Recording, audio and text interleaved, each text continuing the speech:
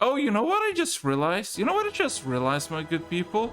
Technically, since there's only two of you, we can decide when you want to end. But technically, this can go for very We could long. do Or an extended, Yes. being as how the only person who's late in the day is you.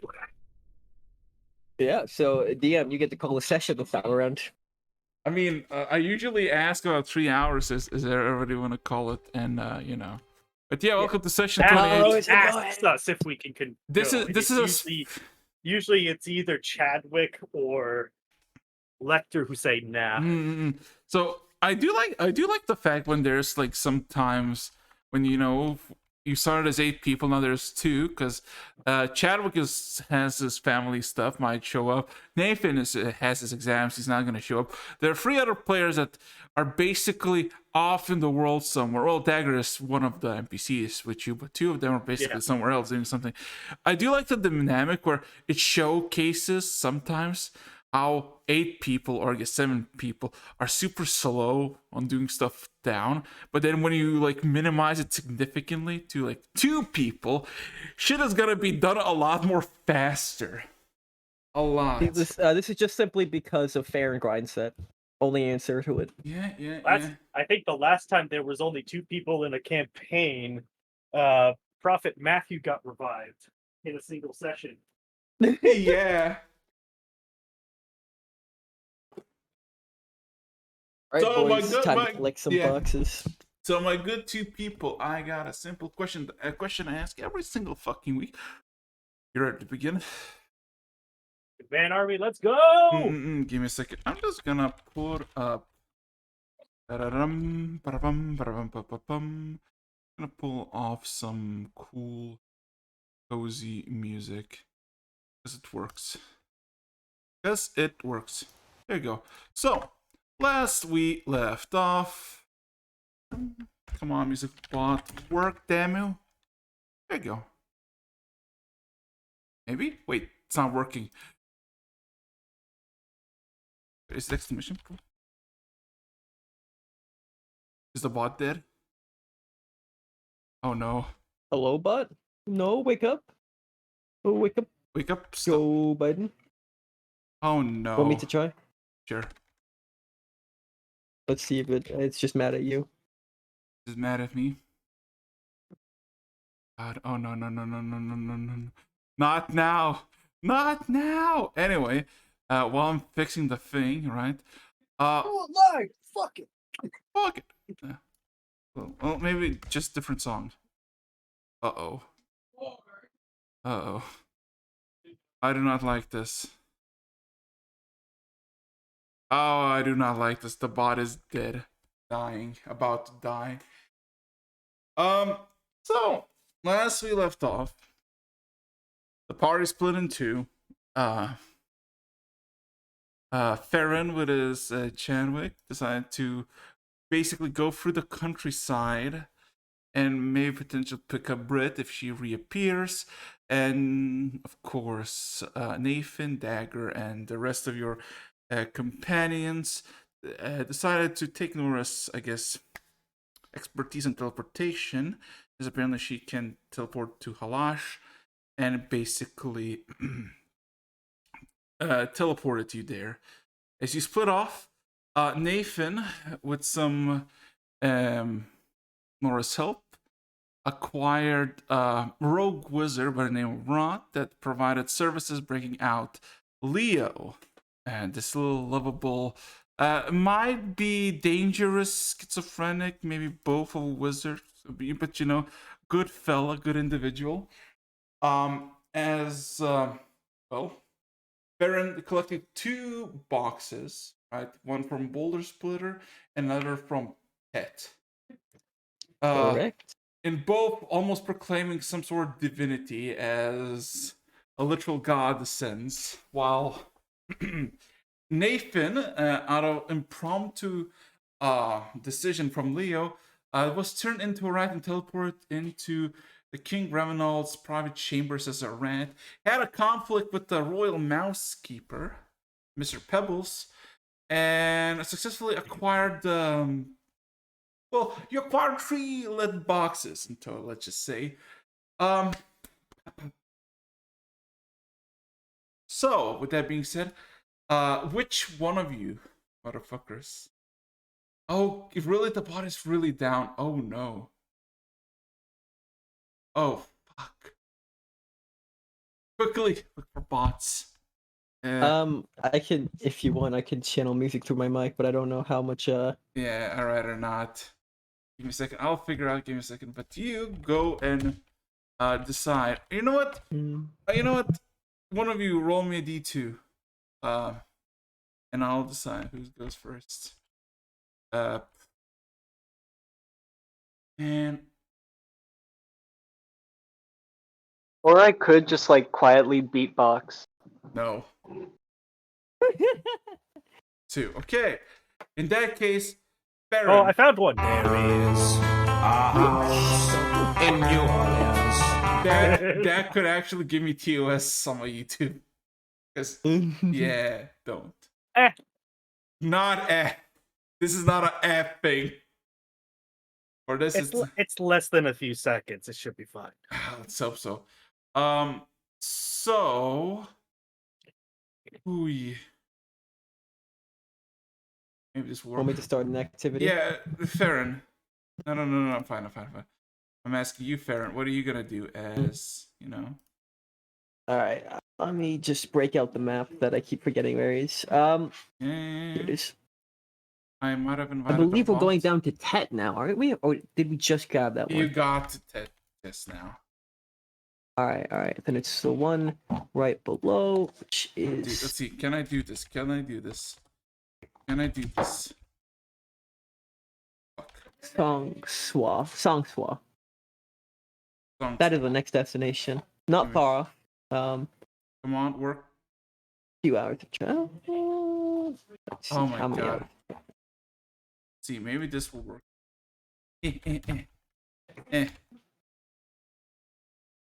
I didn't have so. Oh, for fuck's sake, man. Okay. In that case, just roll my d10. Good. Got it. As we fly through the mountain. Cool. Guess 6, that- good number. I guess that's much. Yes. That is as much as you need for a while. In that case, Brit. Now acquiring Nathan back to reality in his form, clutching a lead box. And I guess the only person that is not shitting their bricks at the moment is Elena. What would you like to do? Well, we're gonna collect ourselves a little bit. Mm-hmm. But after a hot minute,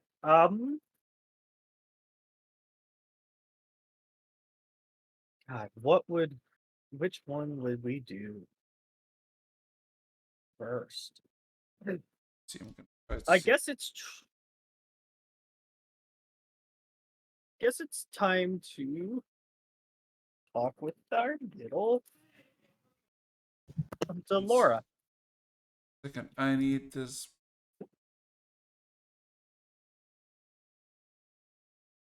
There you go. Gonna go to what now? We'll talk with Laura. Cute little kid. Yeah. Give me a second. Maybe it will work. I want to kill someone.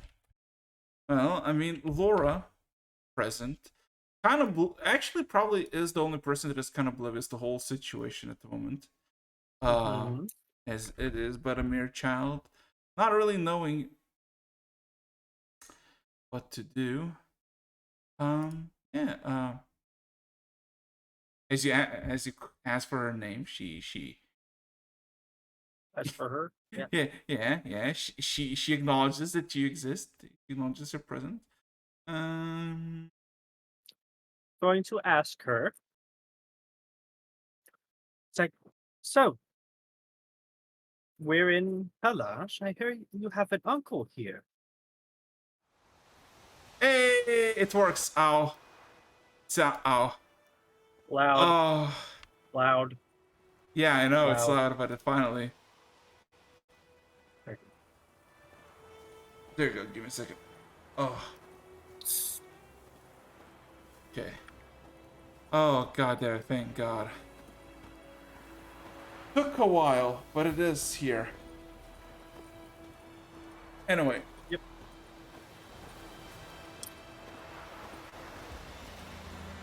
So. I have asked. Yeah, I know. Lana. Give me a second. I just literally just got a bot working out of impromptu. Anyway. So. Enrollment insight check. Uh-huh.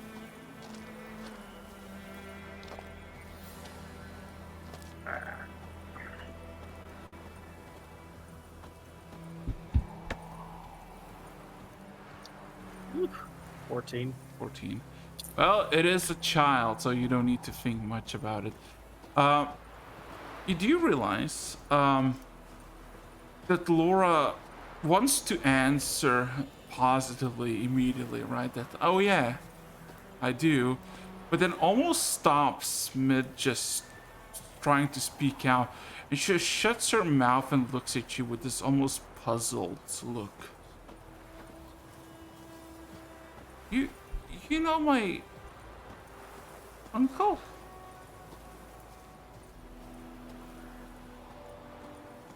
It was mentioned at some point. At some point, can you roll me a deception check? Okay.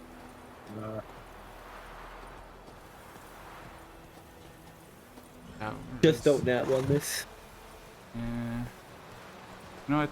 Since Yeah, but the thing is that I also have a plus 12. to True, deception. yeah. I have. I'm proficient in all Mind you. charisma-based skill checks. Mind you, I am.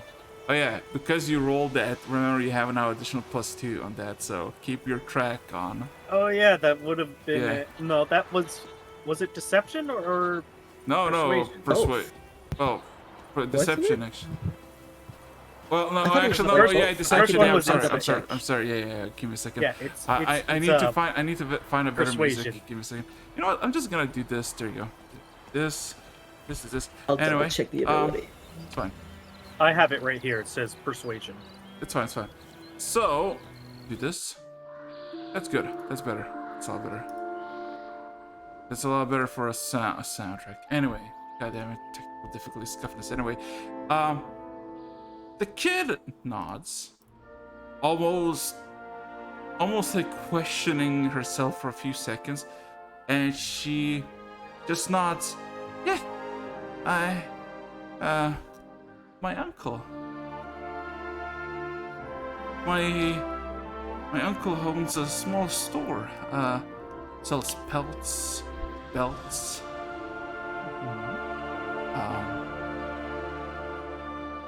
He lives to the south by the gate. Okay. Do you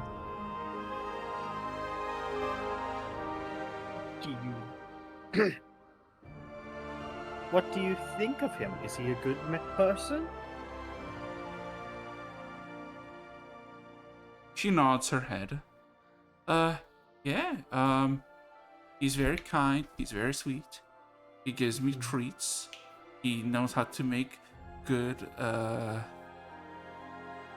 She seems to be puzzled for a few seconds, trying to remember, like almost a saying. Some sort of food. Raw meat. Very delicious. Nevertheless, she looks a bit puzzled, a bit more.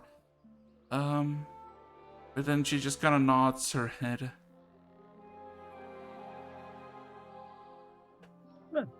I might just have to go pay him a visit. We're going to go shopping, of course. So if we're out over there, we might pop in just to say hi. She nods. Hi. Yeah. And she almost suddenly just gets off the bed and just grabs your hand, just kind of drags you towards the door. Yep. Anybody need anything else? Need anything? Are you asking the girl or someone in the room? And it's some people in the room. Elena shoots a look that you know that she doesn't want anything. Nora is just not so subtly, slowly sweating. Leo seems to be fully content and happy about himself. Nathan looks like he's gonna pass out, swearing about some sort of cat and how the probability of the cat being there. Jagger's probably tending to Nathan. Yeah, and Arthur seemingly slightly worried about Nathan's situation. He seems to be more focused on cleaning his weapon on the table. Nobody says that they want anything or need anything, and you clearly said it aloud enough for anyone who wanted to could have responded. Oh. And then, then I'm off. Leo, when I get back, I'd like to talk. I'd like to have a few words, a quick talk with you. There's a few things I'd like to pick your brain at. With almost this sight of fear, he grabs his scalp. Poorly worded. Yes, I know. Sorry. I just want to talk about a few things. He very so slightly nods, almost terrified. But with passive insight, you realize that he's basically pulling your leg.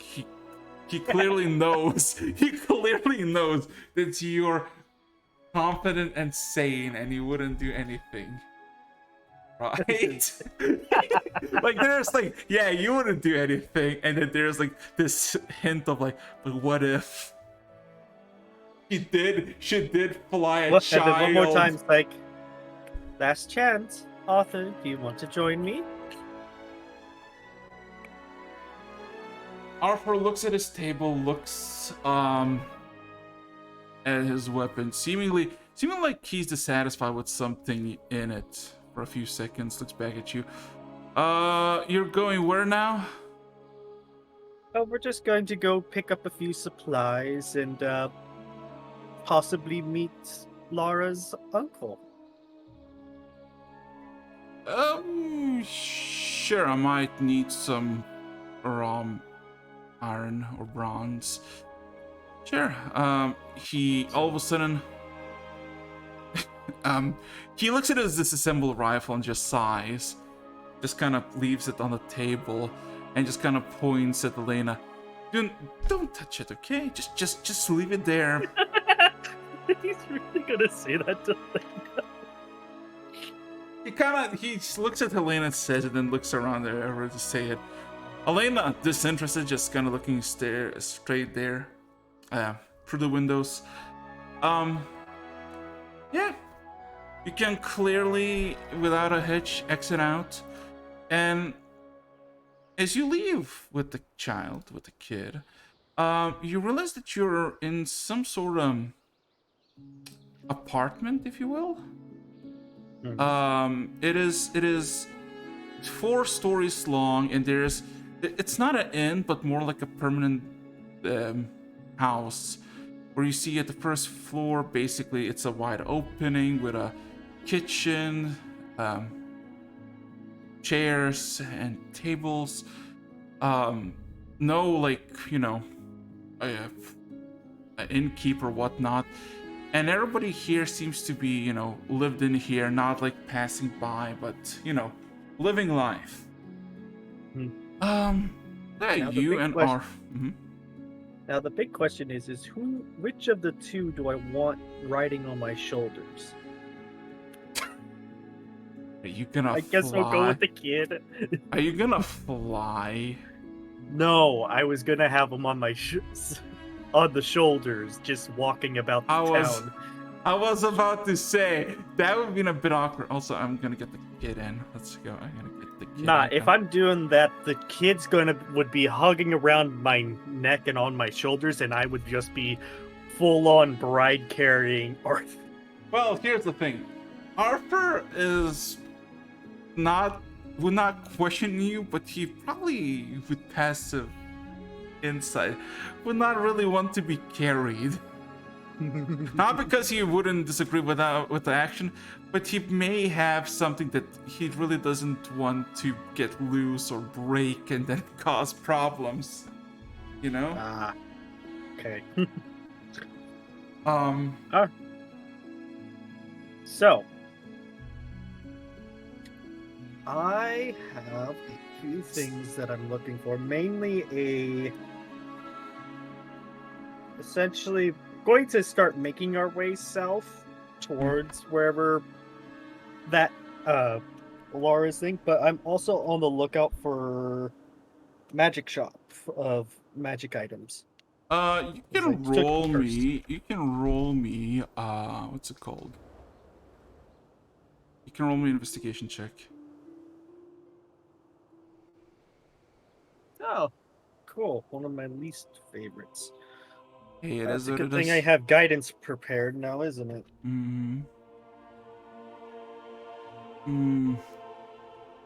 Since I don't need fighting steed anymore. True. Also, the bot is breaking. No, I No, got it's you. not. It's no. fine. For me, it's every once in a while. It just the sound doesn't break, like go anymore, and just stops. Okay, I got 15. 15. So to put in perspective, you roll just a history check. See how much context you have to, to the Yeah. world, to this area.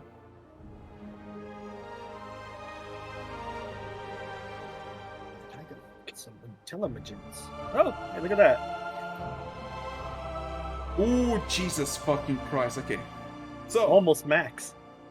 So Palasha is basically what Nathan told you previously about, that it is basically the capital, basically the center of this entire area, where King Renevald is basically rules and governs the whole thing as by the orders of the Emperor of the Doran Empire.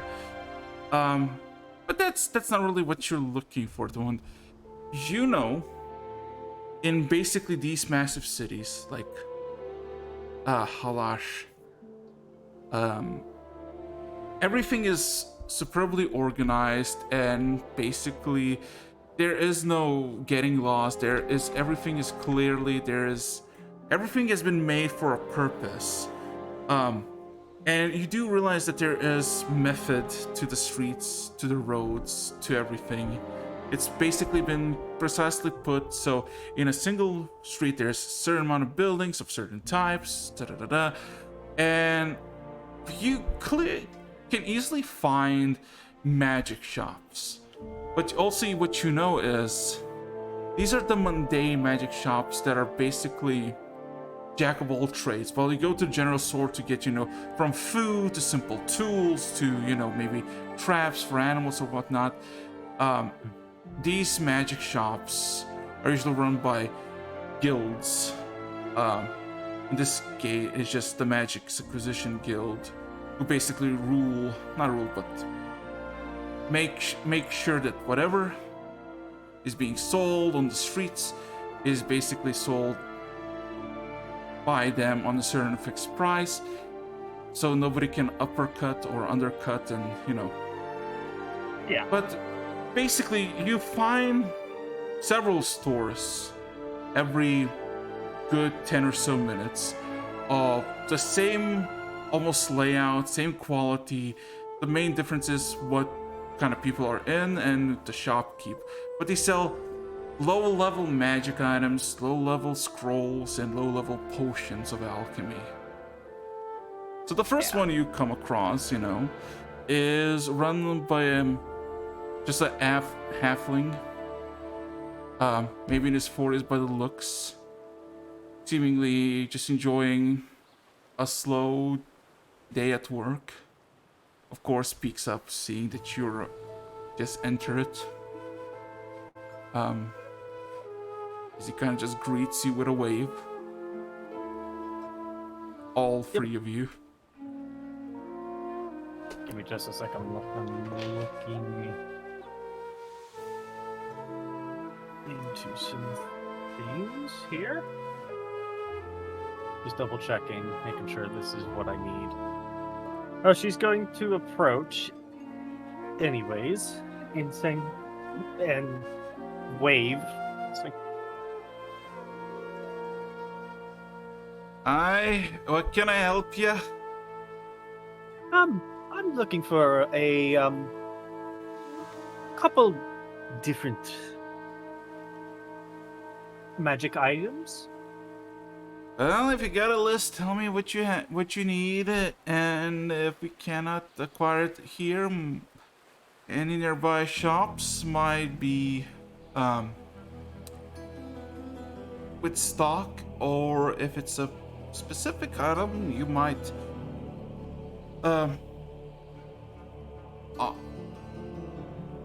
he almost stops, Smithson, and just kind of looks at you. Do you have a list? Do you have an item, or is like seems to be now second guessing himself? if you give me just a second, I can DM you the three that I am thinking of. Oh boy. Where are you? There and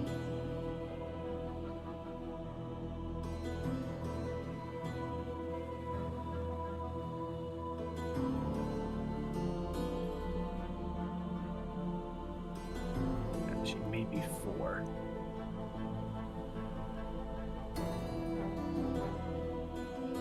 Yeah. 4 items. 4 items. Okay. Oh god. Wait a second. So, give me a second. Look into it. See.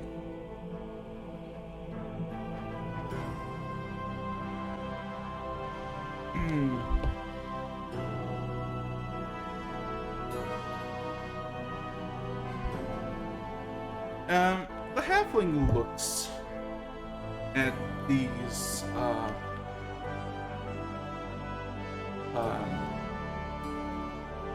just these items. Scratches his head a bit, and then it just goes, no. He looks more, and then almost like after going through his mind, he just eyes you for a few seconds. Well, the ring of truth telling or the mind shielding, he shakes his head. No can do. That is out of our acquired grade here. Alright. And I know that there no one that will be selling it at the moment. The cloak and the boots, however. He all of a sudden steps down behind the counter and goes to the side room. You can hear several crates, boxes getting shoved. One seems to fall over. As the man coughs a bit, then comes back with this old, well, not old, but extremely dusty and gray cloak, and puts it on the counter. And clearly,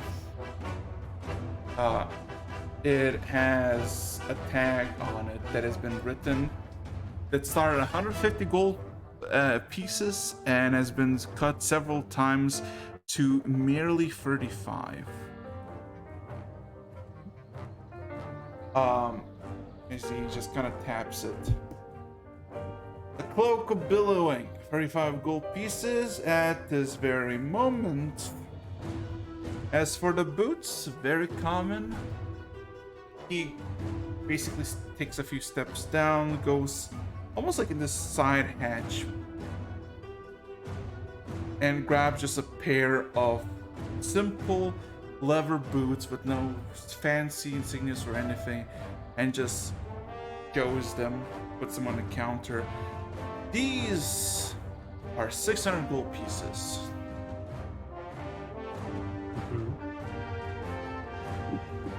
So,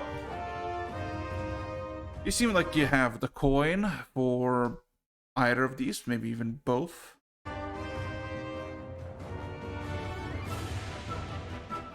Yes. Let me double check then. She's going to rummage through and it's like, yes. I will take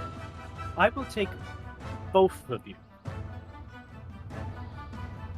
Both of them. Okay. He also all of a sudden excitedly claps his hand, shakes a bit. He pulls out a piece of paper. And then Arthur just kind of approaches and looks around. By any chance you have stones? The halfling looks a bit confused. Stones. Infused with a cantrip of electrical discharge. The halfling looks a bit confused, like a shocking grasp. Arthur looks a bit puzzled by the name, but kind of nods.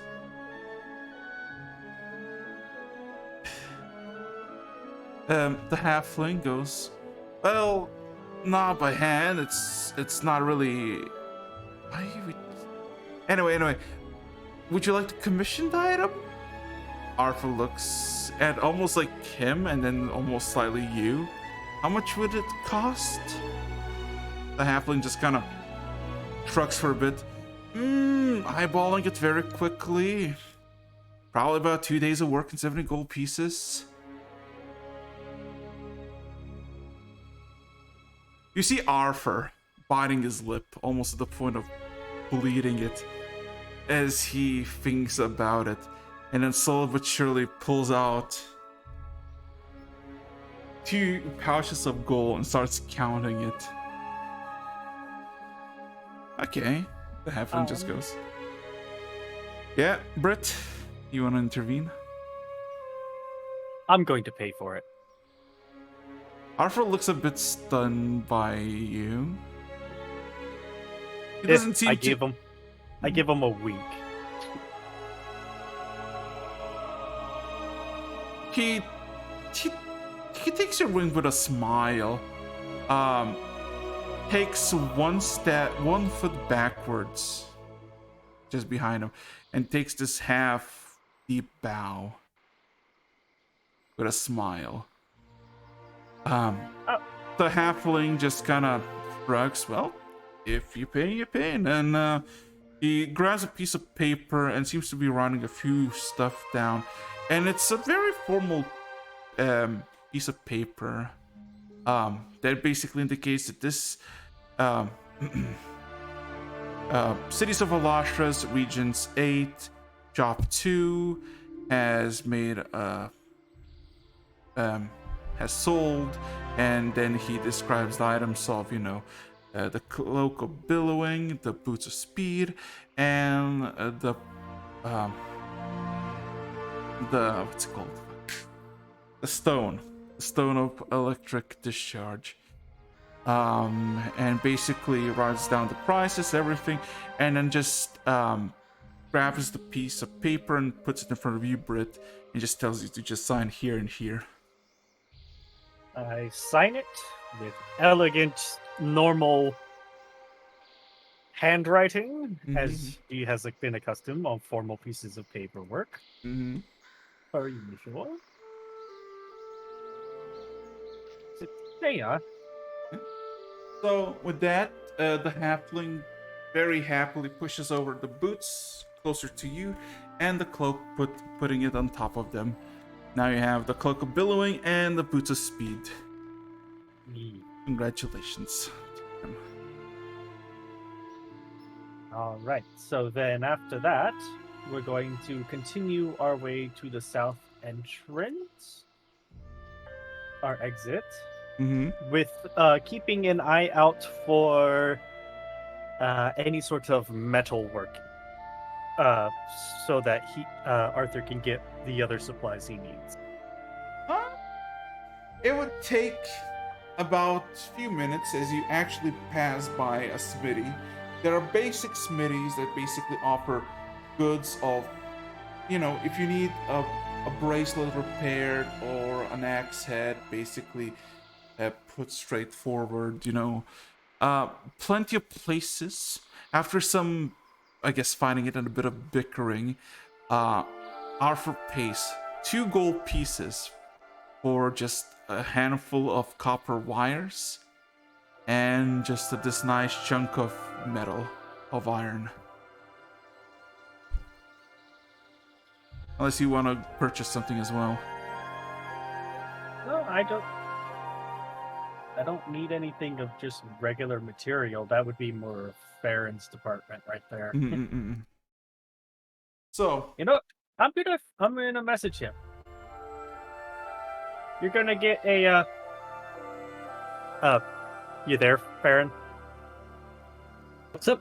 You're gonna get a message. It's like Farron, at a smithy, do you need any raw materials? I'll have to say that most raw materials were handled with the village thing. I got more gems than I know what to do with right now. I'm talking more about traditional, like steel and metal. Sure! Steel and metal will do well enough. Which one? Steel is metal! Jesus. he was metal. That is true. Do they have Damascus steel? They do not possess No, if you sorry, what's up? They do not possess Damascus steel. Did you? Okay, so then just regular. Yeah, regular metal. steel. And they can Yeah. offer you up to. Yeah. Look, it's okay to go for a basic steel. Most of the power from high-range equipment is from the enchantments, not from the steel itself. You can make a fork powerful. Oh, okay. Just don't get shit. Oh, yeah, no. Yeah, the quality stuff, of course. So, you can get up to 100 pounds of steel in this one particular shop that you're currently in. As there's clearly stacked, and it goes for 3 gold pieces a pound. And how many pounds can we do? Up to 100 if you want. It's basically, they're very nicely, like, professionally made into these ingots, and there's up to 100 pounds of it.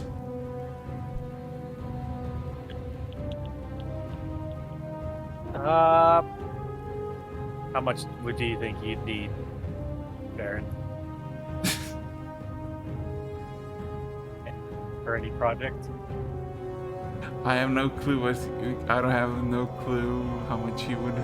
Don't ask me that. Yeah, You can eyeball I'm it. talking to Farron. I'm talking to Farron. Oh. Baron, how much steel do you need?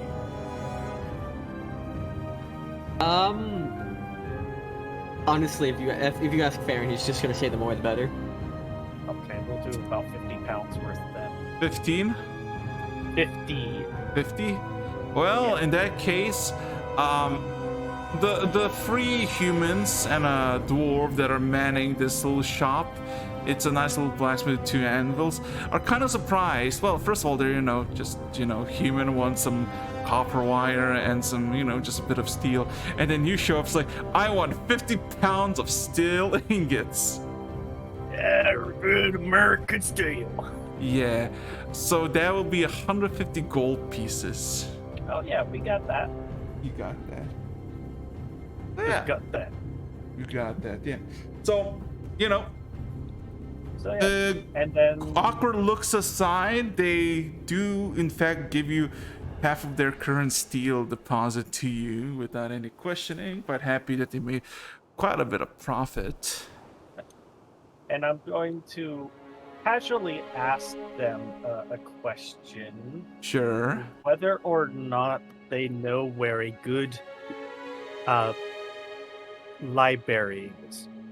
Library. Mm, With lots of information. let me roll 4d20s. Let's see if anybody knows.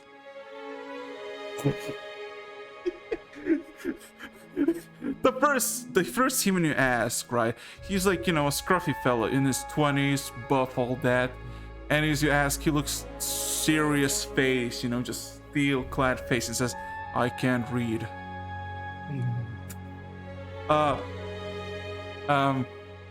The dwarf and the other human shakes his their heads, also not knowing what to do. And the fourth one, the third human, intervenes heroically and says, I also can't read. So you have two literates and two people who don't know where a library is. Okay. Well, then I'll just keep an eye out for them as I going through the town and everything. So, would you be just heading south? Yes, in the search of Laura's uncle. Are you gonna ask her to lead you, or are you just gonna try to be Yeah, nonchalant? I'm gonna ask her. Okay. She's on my shoulders, and now she's like, Okay. "Go there." Roll me just a d10. Wait. Oh god, I forgot what time it is actually. Hold up. I think it was morning, then. I think it's like 2 p.m. at the moment. Oh my god. Vai roll fun. So, you know, she looks around. Well, you ask, you know, and you know, she just kind of points out. She knows the road, but she doesn't know the streets, and she says that she basically tell you when she, you know, figures it out. And then, you know, you walk, you look around, you didn't find a library, you find several, you know, similar stores where it's like a very basic of like, you know, this is where we still sell fruit, vegetables,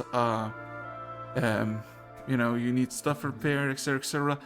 And then almost immediately, Laura points down a street, like plentiful, like almost simultaneously, like if you look left and you look right, they almost are distinct streets. But she points to the right, and I guess you follow, and then a few minutes and you basically stumble a house, like so many, mainly of stone and wood.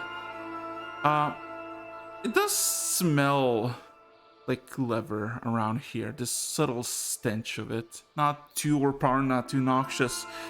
And you do and you do find, as you kind of come close to the when you come closer to the building, you see a man in his 40s, mid 40s, just all of a sudden walks out, closes the door, and just turns around and just starts locking it. As all of a sudden, from your shoulders, there's a sudden tug as the kid tries to break free from you, just kind of tries to jump off, and just not screams, but just shouts, Nadar! The man, all of a sudden startled by a sound, turns around, and you know, roll me just an insight check.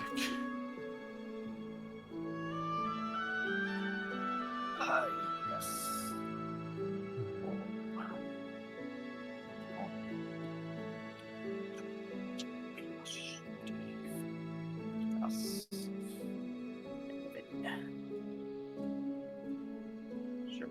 Right.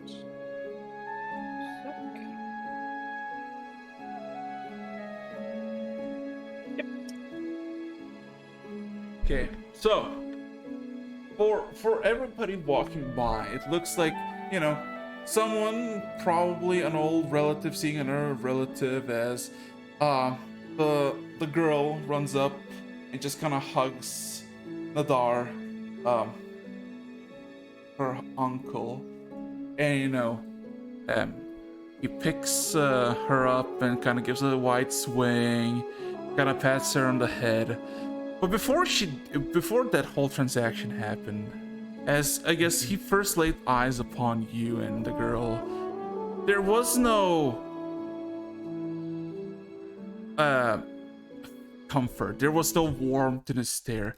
There was stare of panic, fear, and almost like a gut-wrenching feel of something went horribly wrong.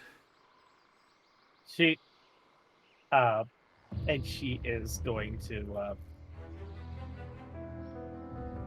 have a slight look downward in acknowledgement, saying, not necessarily nodding, but just yeah, kind of like just an acknowledgement. It's like, yeah, I know what that means. Okay. So a few moments of swinging in her uncle's arms. Laura points at you, Britt, and says, that's Britt. She found me. Nadar nods with a smile. That's very kind of her. And looks at you.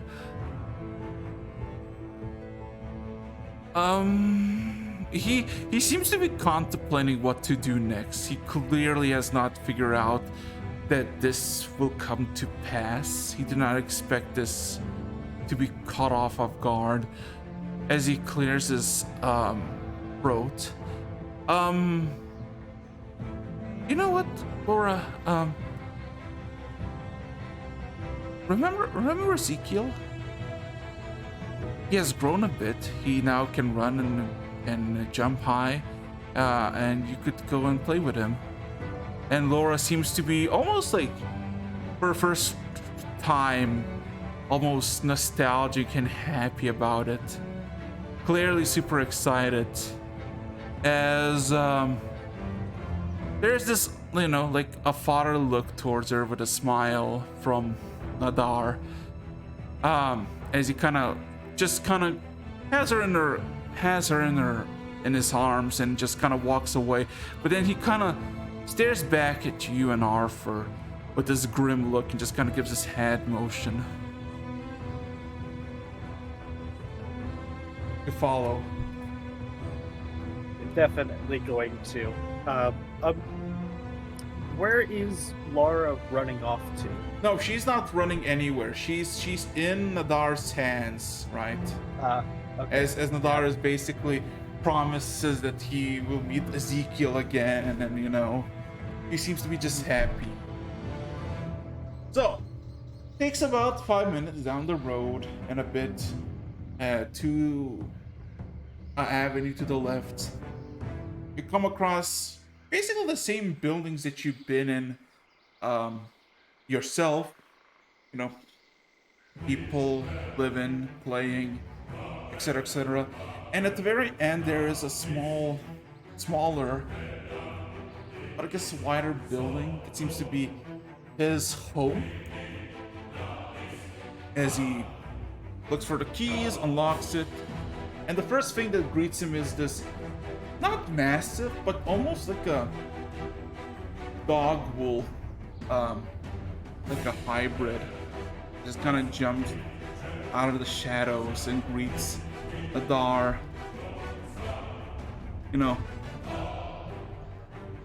As Laura proclaims Ezekiel, and immediately jumps off Nadar and and starts just playing with the dog.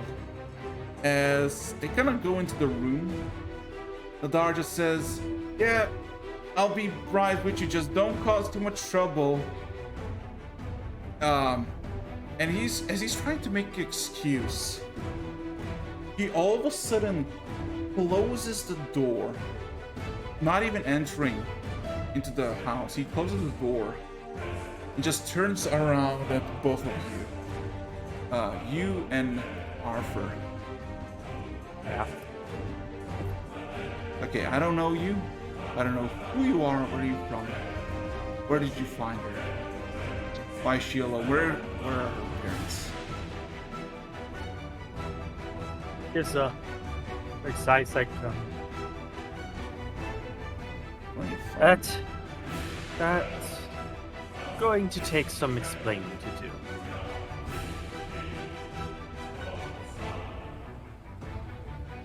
He gives this notion with his head, his eyes staring at yours. You realize that he's not budging. He is very comfortable listening this here and now. He outright just doesn't trust you. We found her in the belly of a giant basilisk within the Yellow Marshes. I need to roll a d20. Give me a second. Also, I need to change the music. She is stone cold about that. Like, she is not happy to be reporting that to a family member Me too. of the people who passed. Yeah, give me a second. I just to find the.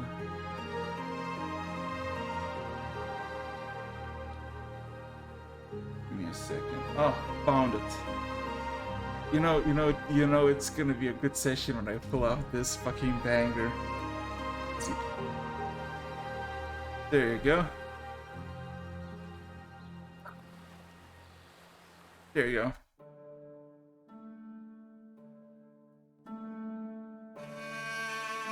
So, as you tell Madar where you found him, you hear. Give me a second. No, wrong. Oh yeah. You hear the grit of his teeth, his hands clawing to a fist, becoming pale white for a few brief moments, and then you hear something crack in his teeth as all of a sudden he spits out what seems to be a piece of his own tooth. There is anger, there is frustration, and then there is weakness in the knees, and the tears begin to roll down his eyes as he looks to the side to the pillars of wood by his house and just slams his hand and then his head into it.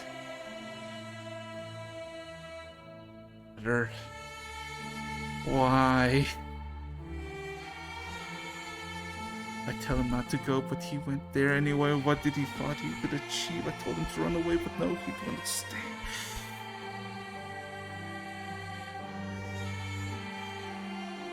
Rit is going to slowly. Is he facing or away? No, or he's facing you all away. He's basically trying to stay still on his fucking feet, but he's slowly failing it. Yeah. Rit is going to put her hand on his shoulder.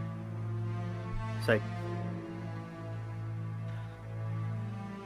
the loss of a loved one is not easy. I know this. I am truly sorry for what's happened. Rest assured, since we found her, we've been taking utmost care.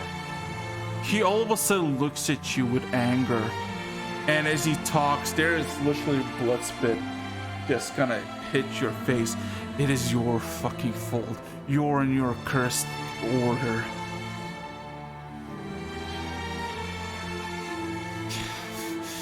That is The why fuck? and I am here to get an explanation because there's something about her, isn't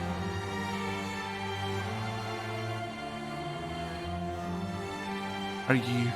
Are you making a joke? I am not. I'm honestly as in the dark as anyone who has just come across a abandoned, a child in the woods.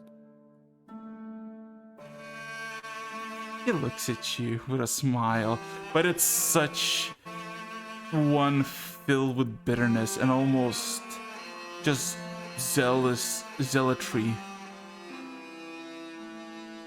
Let me give you a quick rundown then. Please. About 2.5 years ago, the fucking world went to shit, right? The sky broke, things fell out like meteors of stars down to the earth. Everything was fine, it was pretty simple, that's it. That's what the org told us. And then people started to have these dreams. Dreams of something happening. The end of the times, they said. And one by one, they vanished. Rumors spread. Your little sent this order. They took them. Anybody who'd been having bad dreams, whatever the kinds, showing symptoms, he kind of like he wants to punch you. He's grasping his hand, just trying to contain himself. Because of you people do not trust the order. They do not want to bring forward their loved ones only to never see them again, as wherever they will go, probably beyond, somewhere in the ditch here. See, my brother thought to himself, maybe the yellow marshes can help. They cure diseases, right? As her little girl started to see nightmares and dreams of the black scar and the things rising from it. Because she's infected.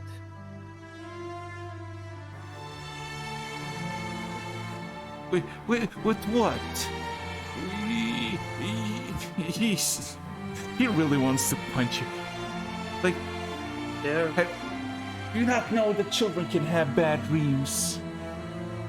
Is it now some sort of crime to piss yourself at night because you fought a scary monsters under your bed while you're asleep? Apparently your organs. Quartering everybody. Small, feeble, old. she's going to interrupt that. I've had those dreams too.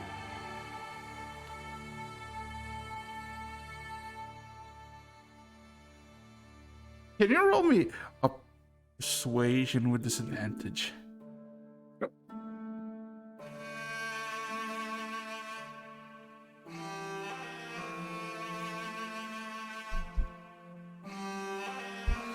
Well, it's an 18 plus an 18, so.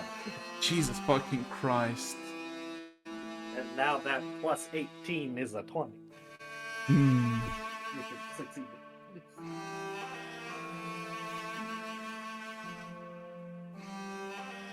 He wants to punch you so fucking badly. Just incredibly so. But then he just fails and just slumps backwards onto the wall and just looks at you. Oh, so that's how it is. If you have dreams when you're in the order, that's fine. But if it's outside the order, then you're gonna kill everyone. Is that so? No. I wish I could say I was with the Order, but I'm no longer a part of it. We've parted ways due to unforeseen circumstances.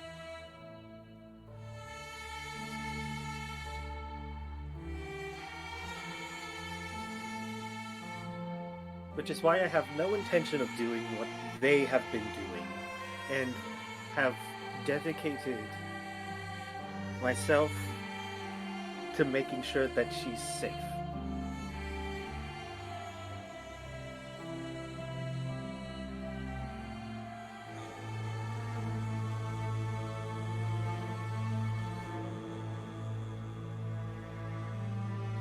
The man is lost for words. He's staring at you.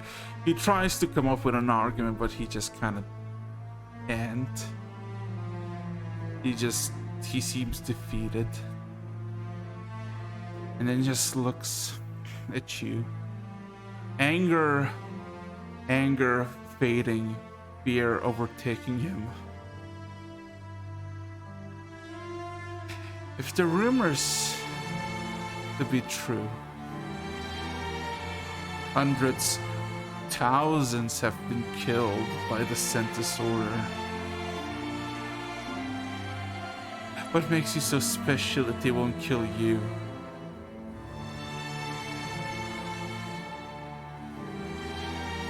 I can assure you that they would have already tried. But then again, being the eldest of the chosen of Tarumak does occasionally have its... Would that word, he lunges for your throat, just grabs you, would regain his zealotry. You realize something. Even though he has both hands around your neck, he can barely squeeze you. He can barely do that. Through his bloody teeth, he spurts out, "That name. He started it all. He's the one behind everything. He's the one who's been sending innocent people to death. Some vigilant he is, protector of humanity, slaughtering innocents. For what? For dreams? For some fucked up divinity? And you, one of the chosen, with the same symptoms, somehow here, alive. How ironic." He tries to squeeze your throat again. He fails. At this point, Britt is taking in this information. So she's... you can obviously tell she's putting everything he says, he's putting more and more of the puzzle together. She is. Like,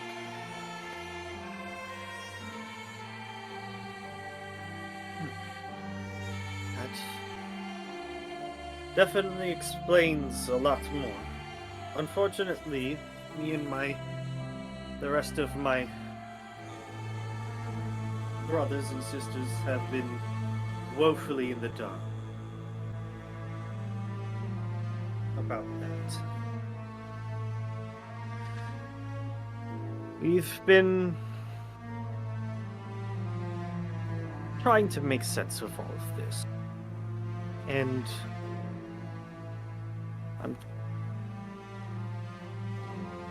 can't say that I condone the actions of the Order anymore. If this is how they treat things, people,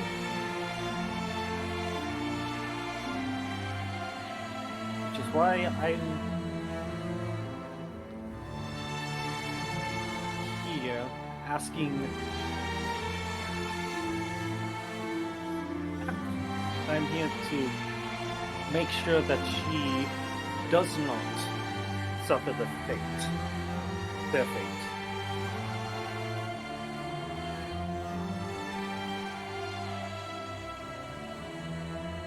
You realize that this man's mind is gonna break. Now, today, this week, you don't know, but it's gonna break.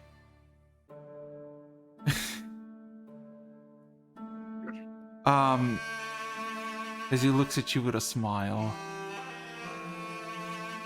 Oh, you can take her.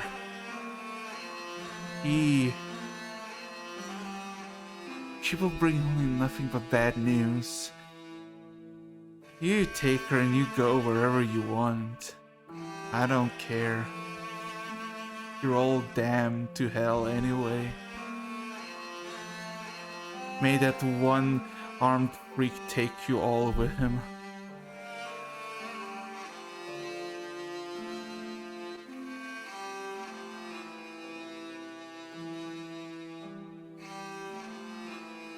At hearing that, there's now a visual. There's a slight scowl on her face as she's hearing him say this about family.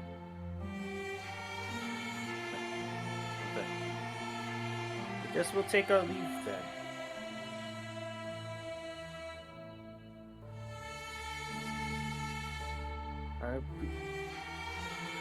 And I can assure you that I will make everything I can, do everything I can to make sure that Laura is safe. Because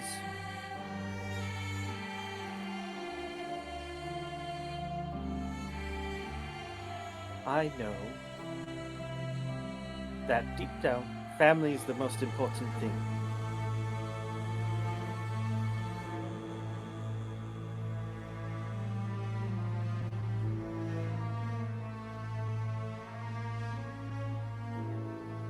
He says nothing, but he finds it extremely funny, or more so ironic to your statement.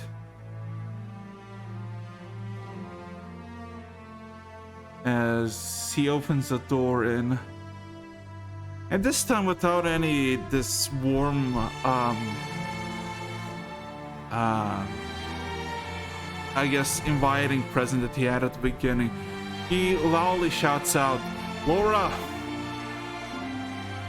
Somewhere in the house, somewhere on the second floor, you all of a sudden hear a rush of two footsteps. One of the half dog, half wolf, and one of Laura. As a look of defeat on the man, he just kind of points at you back on the street and says, "You need to go."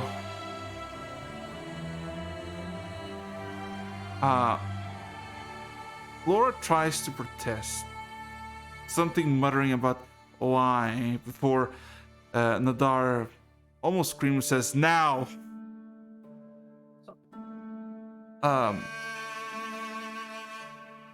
Well, the half-elf, all of a sudden shaken, does not question and just runs by him through the door back to you and just kind of hugs your, I guess, waist. I do the old parent, not just little bit of the hands over there, and then picks her up and say, "Thank you ever so kindly for your time. I will see to it that she is kept safe." She bows, turns tail, and just starts walking. Can you roll me one final insight check?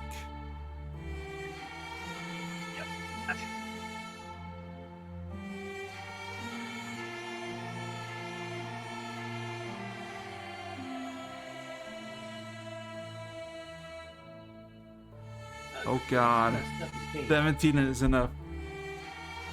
As much as you leave the guy behind in his doorway as he closes the door, you realize, maybe a minute after, that the whole display you just performed, you didn't see it as genuine but more as a mockery.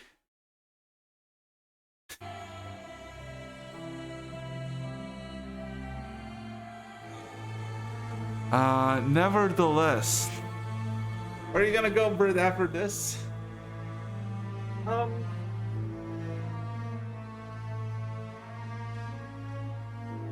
gonna make her way back. She's going to put on the face she usually does, you know, making sure that Laura's is okay, making sure just idle chat with Arthur and all that, you know. Yeah. But deep down, she is processing what has just happened.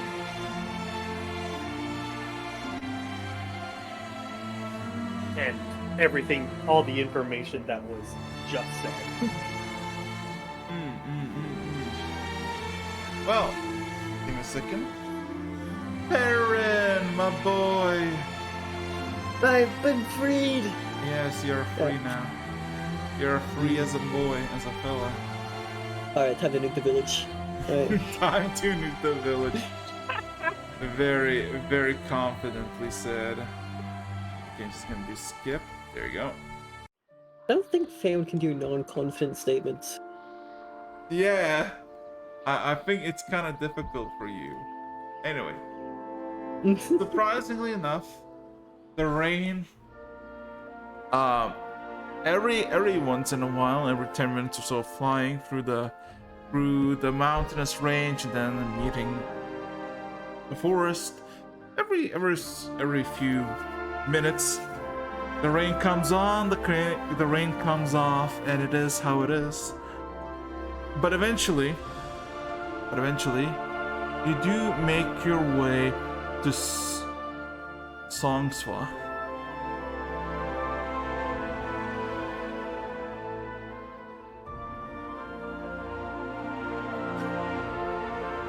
Alright then. Well, how do I describe this more specifically?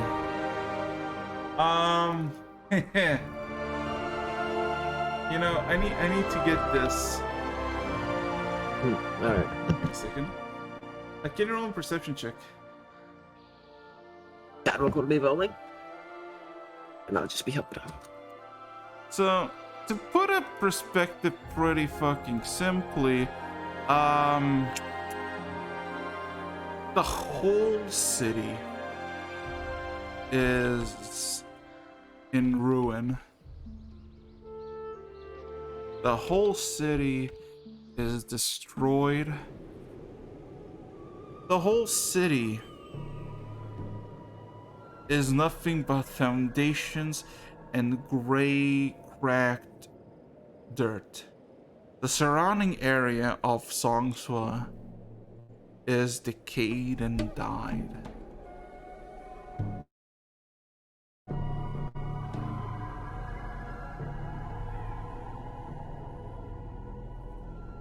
The first thing you see as you kind of approach from the distance, maybe even a mile away, you all of a sudden can sniff the sulfur, the brimstone. Something evil and dark was here. In this gray land. Can you roll me a religion or investigation check? You can choose. As you realize something in Songswa. The place maybe had 30 something buildings that have been basically destroyed. They seemingly have been scattered, not by explosions or roaming force on one side, but they seem to be decimated by something incredibly large and big.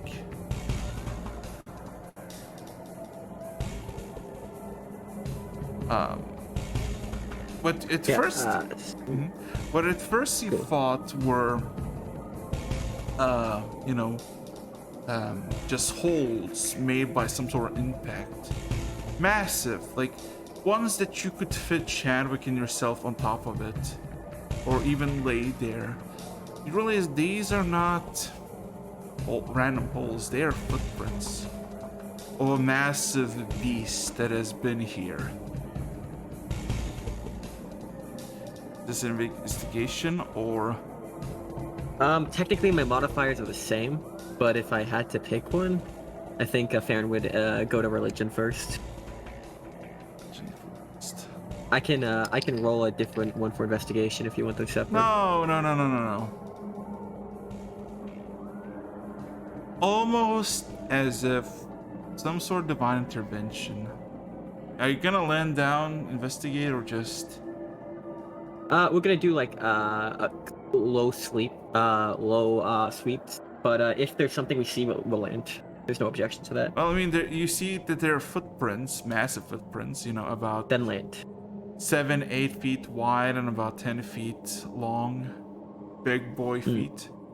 As you look around, you realize this entire place doesn't even look like a village. It just looks gray ground, crackled ground, smells of death, sulfur, and the like. The surrounding wildlife expired and faded. You feel something in your mind, something burning. For a briefest of moments, like a major puzzle piece in your mind, fading and getting forgotten. This feels familiar. This gives off the same vibes as it did with Tanis. Something that has been to Tanis probably has been here as well.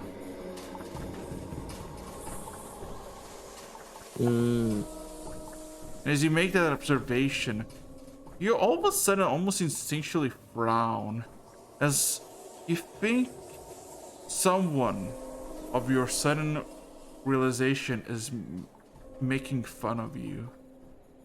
You feel like somewhere Dwarvish pride somewhere is activated. Somewhere out there, you feel like somebody's actively mocking you at this very moment. Question. Is there any check we can do to notice who? Or is this No. obligatory impossible vibe? No. Alright. Angie. With that said though, we are still gonna look for this box. So we'll have to find the remnants of the burning tree, right? Let's see, we're at Song Swong. And that is the, just so we think. Yeah, Song Swa. Then we will moment. Picking something. Yeah, alright, we'll be looking for it. Investigation or perception to kind of look for the box around the burning tree here. Or where we thought the burning tree must have been. I have a feeling it's a lot more burnt than it was. You can roll an investigation check if you want. Alright.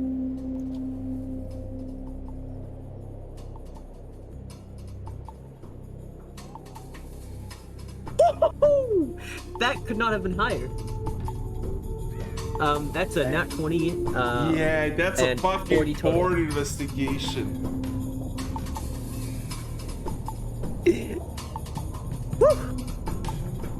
You don't know if it's a sudden highlight of your very being of what just happened in the past day, of you getting elevated to the status of Tarumak Chosen, the adrenaline still high in your veins, or is it just literally the mere manifestation of fate directing your instincts to move?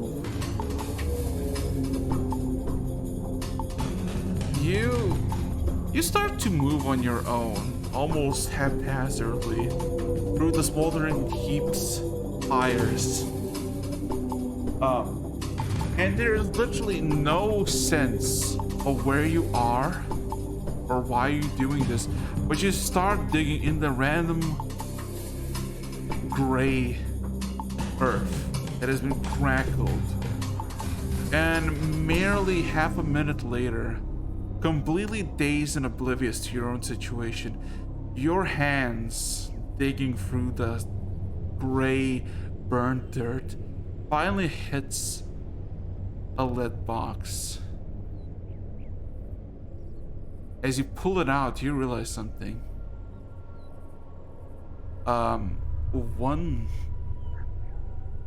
side of it has been missing.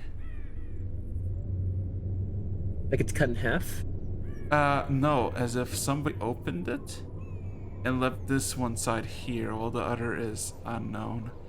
The contents of the lead box is missing. If there were any. And almost as you get this observation, as you get this realization, there is in front of you a familiar figure. Oh, bro, someone's here?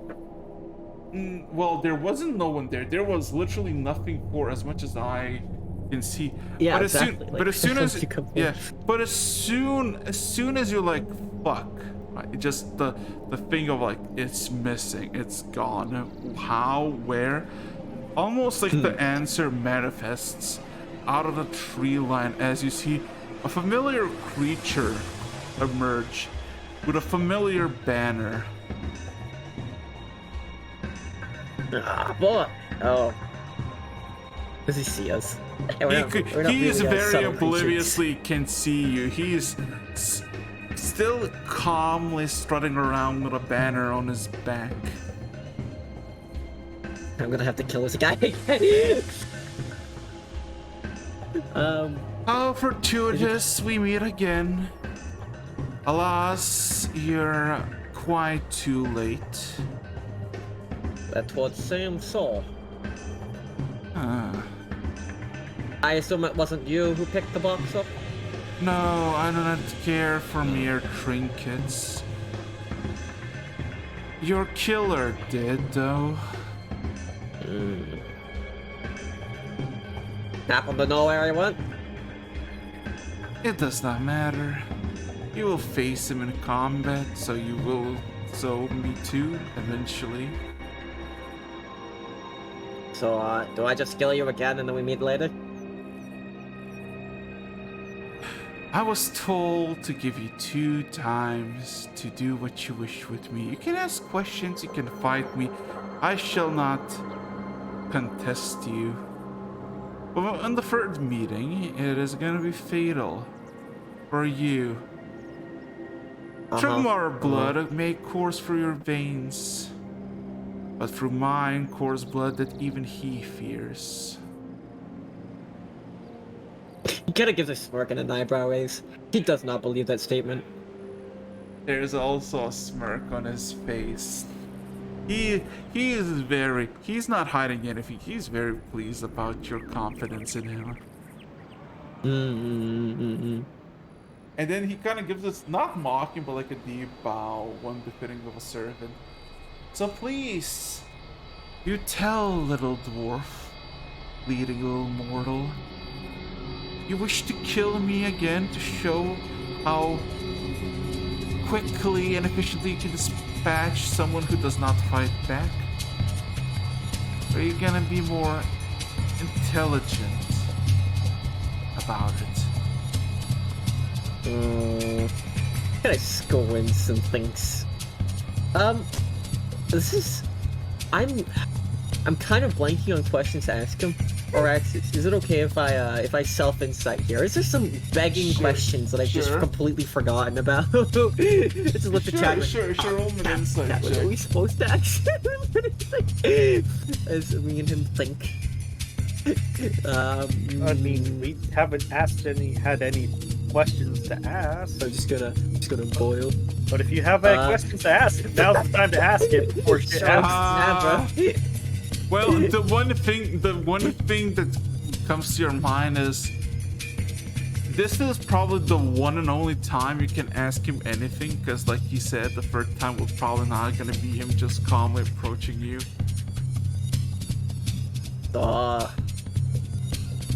Chadwick needs to... Oh, Chadwick! Yes, Chadwick! Oh, no. I need a second opinion here. Chadwick, first of all, are you here? Are you present? Are you in the new... We need to figure out if Chadwick is present before we actually say stuff. Yeah, unmuted, but he isn't saying anything. Let's hope. Yeah, I'm present. Okay, so yeah, to put in quick context from you, you went to look for another box came to the place of Songspot, realized that it had been completely decimated. Farron surmised that someone that killed the entire village probably did the same thing to Tanis, to you. And he found the box. He found the lead box, and he realized that the box had been already opened and the contents are missing. And as soon as he did, the familiar creature that you slew in Soberline reappeared from the tree line, telling that you can do whatever you want, because he was told that he basically has to be patient with you for the 2 times, and the 3rd time he can go at it. So now, Farron is asking, basically questioning what does he need to ask. Because this guy is not like attacking you or anything, he's just about 20 feet away with this nice black banner over him, seemingly eyeing you with a smile.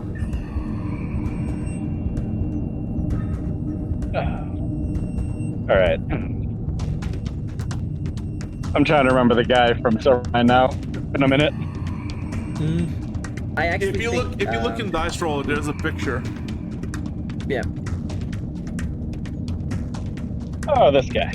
Yeah, this guy. Yeah. He actually survived the sucker punch from Tarumak. No. This guy's this one different, Boyo. Isn't it? Yeah, it is. He is. He's I the don't guy know. that you. Tarumak might have been AFK for the moment when we did kill him. That might be why he's struggling. So basically, the last time you met him was in Soberline as he was resurrecting the undead, and you basically killed him while he was like, "Yeah, kill me, whatever, doesn't matter." Oh, him. Oh, God. Yeah, and now he's back again, and he's like, you have one more chance to do whatever you want. If you want to ask something, do ask. He's So wait, basically whatever we want? Yeah, he's All basically giving this what's it called?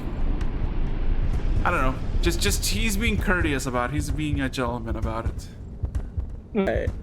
I'm gonna get off Tarumak and start walking towards him. Alright. Can I what is he wearing? Can I have a basic description of the equipment he is Well, on? he literally wears similar clothing. It's basically this blackish, reddish ropes. A bunch of beads and pendants adorn him that seem to be old amber brass mixture of it. And he has this massive banner over him that is about his size, and it's just basically a black metal rod that hangs this banner of pure black color. Question. Yeah. Oh yeah. Okay, so he has that. Does he have any magic items on him by the looks of it, or is it just all plain wear? Does my smithy senses go off? Well, wait, do you have detect magic? I believe I have detect magic on my character. Yeah, I do. Sure, I can cast that. You realize, he does not portray any magical aura.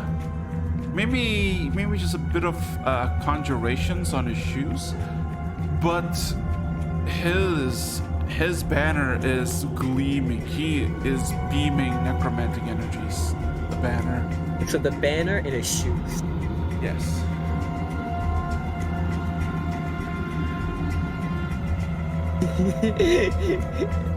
He said anything, so can I see the shoes? He looks a bit curiously at you, flinches a bit backwards. Not out of fear, but just out of genuine curiosity and surprise. Why? The magical. I'm curious of the handiwork. Well, if you need to know, I guess I can be obliged. It has been made from a skin of a beast that no longer exists. Just like nodding, go on.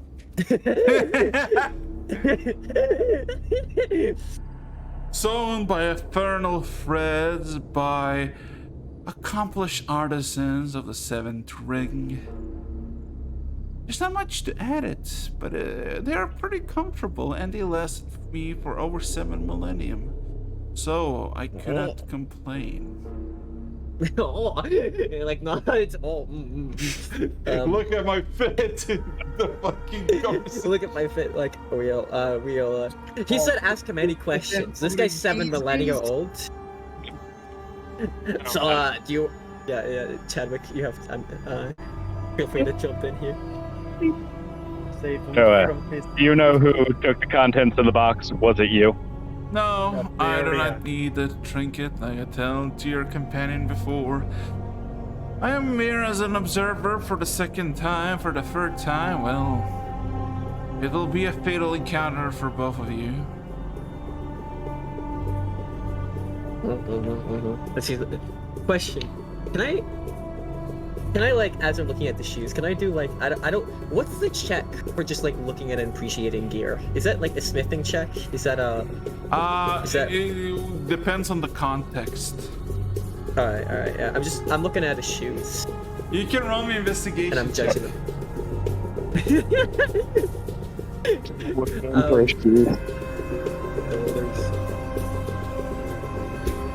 I cast a bit of I like the shenanigans fact that into this it. guy's like, yeah, you can ask anything, literally give me your shoes. Yeah, no, I'm gonna ask about the flag after the fact, but for now, shoes, Gib. No. I need to make sure I do this right. Alright. This is a bit, Bora. Alright, 17.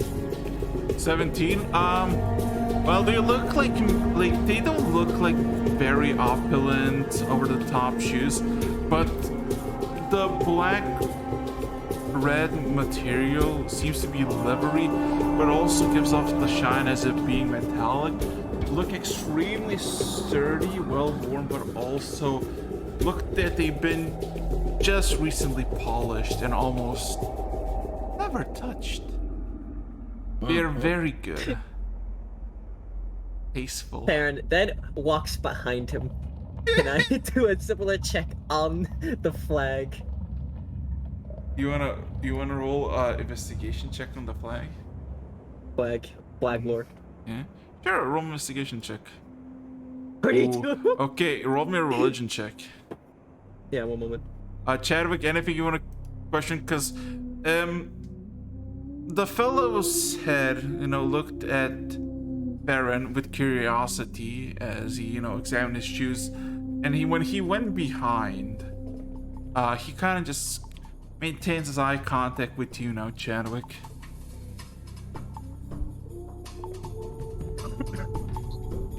There's this awkward, like... Yeah, kind of awkward. My friend looks at his shoes. Yeah. No, I'm behind him now. Another 3. So Chadwick, anything you wanna...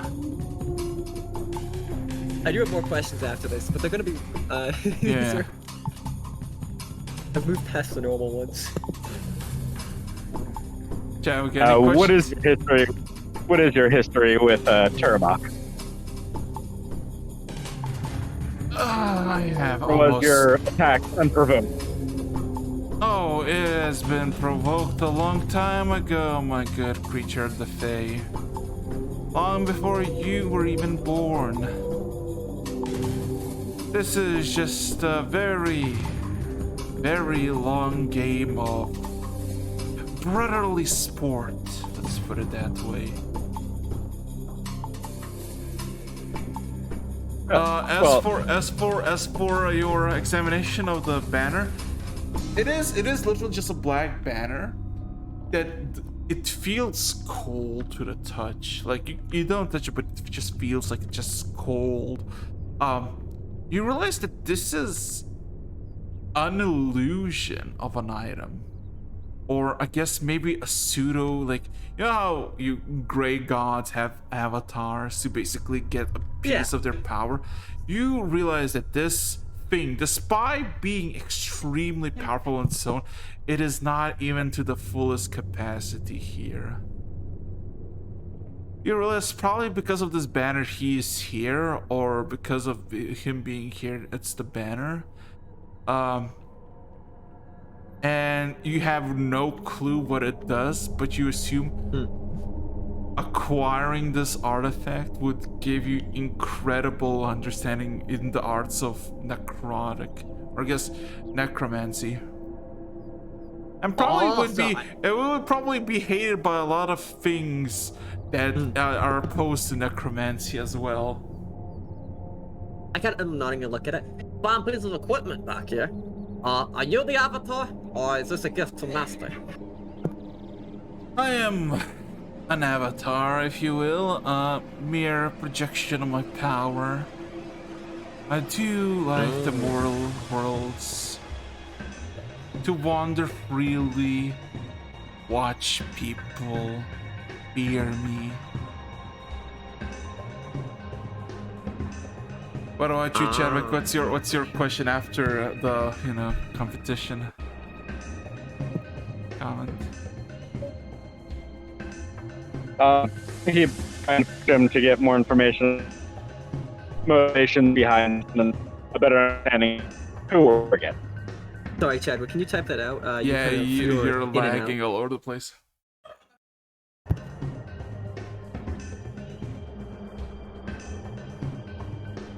God. Typing it out. Stopping it out. Let's go.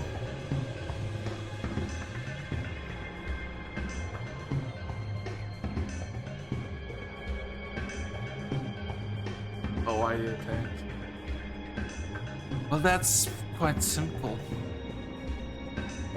The time is nigh for the culmination of centuries of work.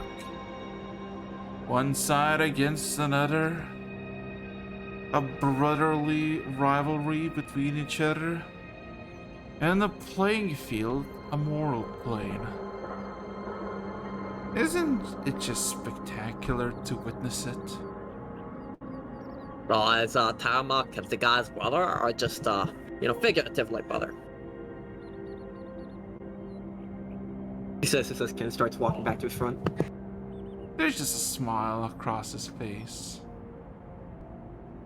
Oh, I really wish to tell you the tall, long tale. But I think you should ask him personally. Okay.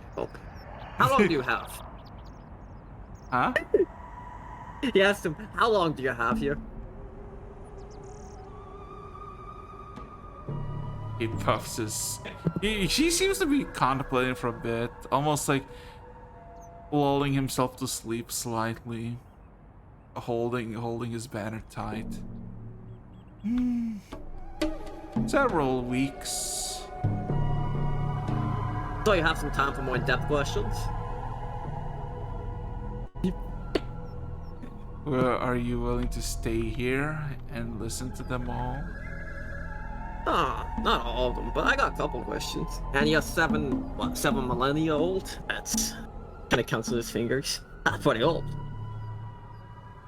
He nods.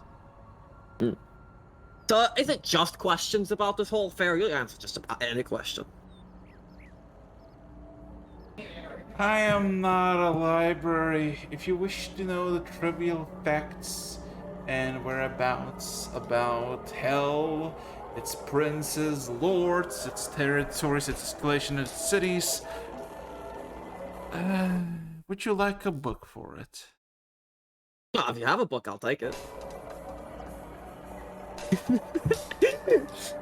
I do not really know why, but either you're incredibly clever and I failed to foresee it, or you're incredibly dumb with it, willingly taking gifts from me. But have it your way. As he extends his hand, all of a sudden a small swirling red portal appears with a simple book, and it plops onto his hand, and then it extends out and points at you, Farron. Oh, fascinating.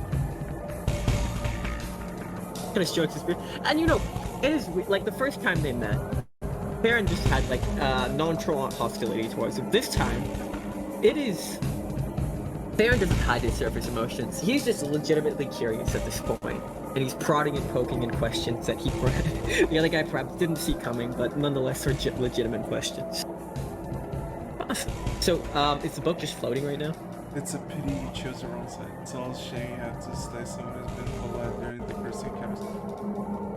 Oh, my politeness has nothing to do with it. I ventured into this world once before.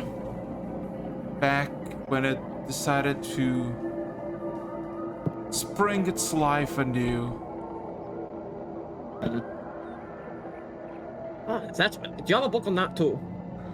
No. There's Ah, almost shame. a devious, curled smile across his face. She thinks I did not perceive her. She thinks that I did not know her. I remember how I skewered her loved one's heart. I remember digesting her soul. It was such a wonderful evening. How does a soul taste? Marvelously.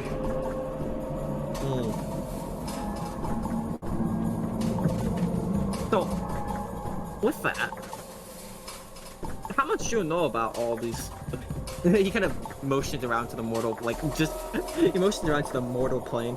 How much do you know about the everything around on this planet? Is this just like a small visit, or have you studied?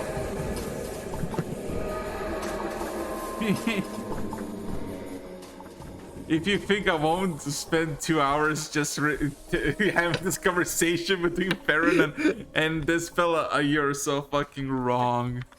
I am so strap in, boys. We're gonna In go for the long 2 haul. I had quite a while to do it. It's now his turn. As he just kind of looks at you and says, I know a lot about all sorts of planes that envelop us. Mortal planes like these are of no significance, truly. So it's just a battleground? Yes. What are better ways to settle disputes between siblings, faraway relatives, and just have fun on a neutral ground? Oh. Is this gonna happen on a scorch line? You got a place in mind?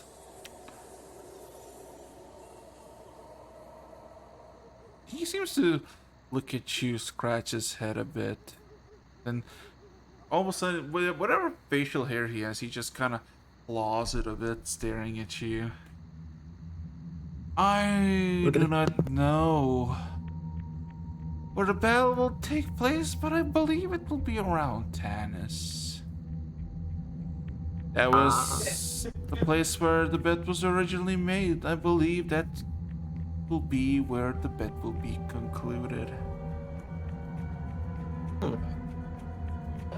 You're pretty attentive to detail, picking up on things your master didn't lay out for you.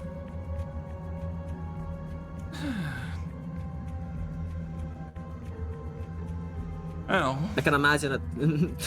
I can imagine it's tough following some diamond of convoluted nature. Complex, perhaps a better name. You tried to insult me, but you literally follow a death oath.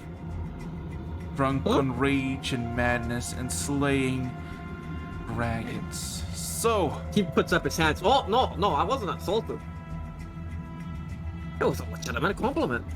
You know how hard it is to follow Tarumak sometimes? Find the boxes. Do this, do that. No explanation really given. I imagine yours is somewhat similar.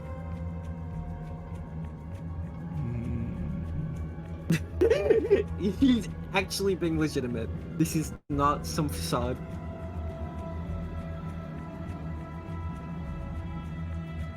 no, it has been actually difficult.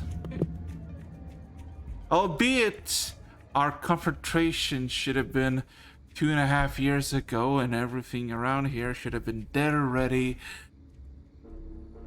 Brothers. They still feel respect and honor about each other. They decided to delay their little game. as the battleground was under attack from the sky. Kind of gives this glance upwards to it.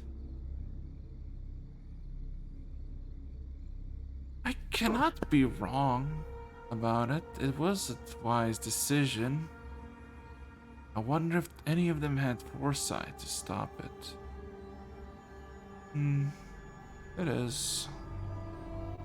Curious. That's what it is. just Baron and this fucking dude just like, yeah, it is what it is.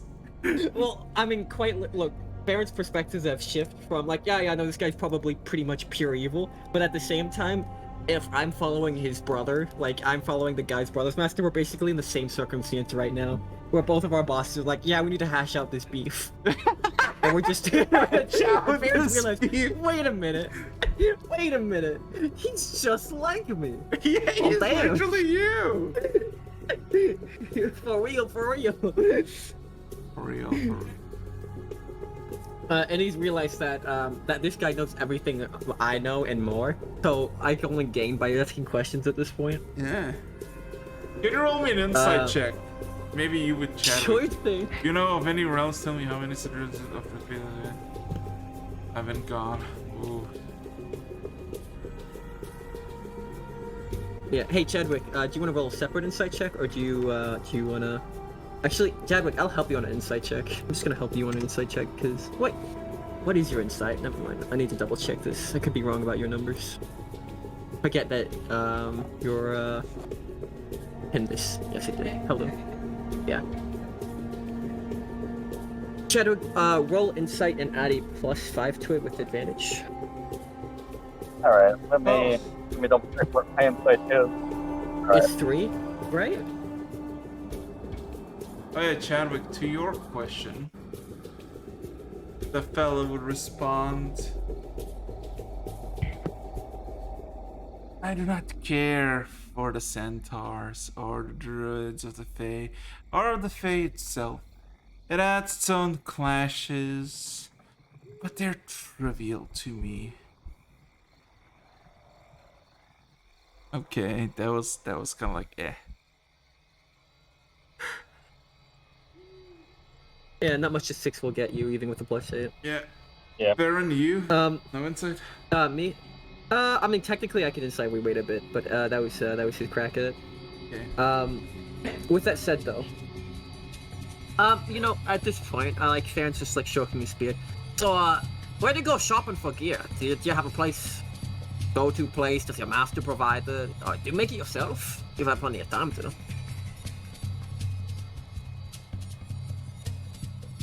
Roll me a persuasion check. Chadwick, can I have your help? Yes, I will lend you assistance. Damn, where you shop, fella? Your fucking swag looks so hot. Oh my Okay, god. 19, agree. 26, let's go. Literally. Yeah, it looks at you. Again, pondering. And just casually shrugs. I own a lot of souls. Most of them meager and meaningless, trivial. But some were gifted. Some are bound to me by eternity.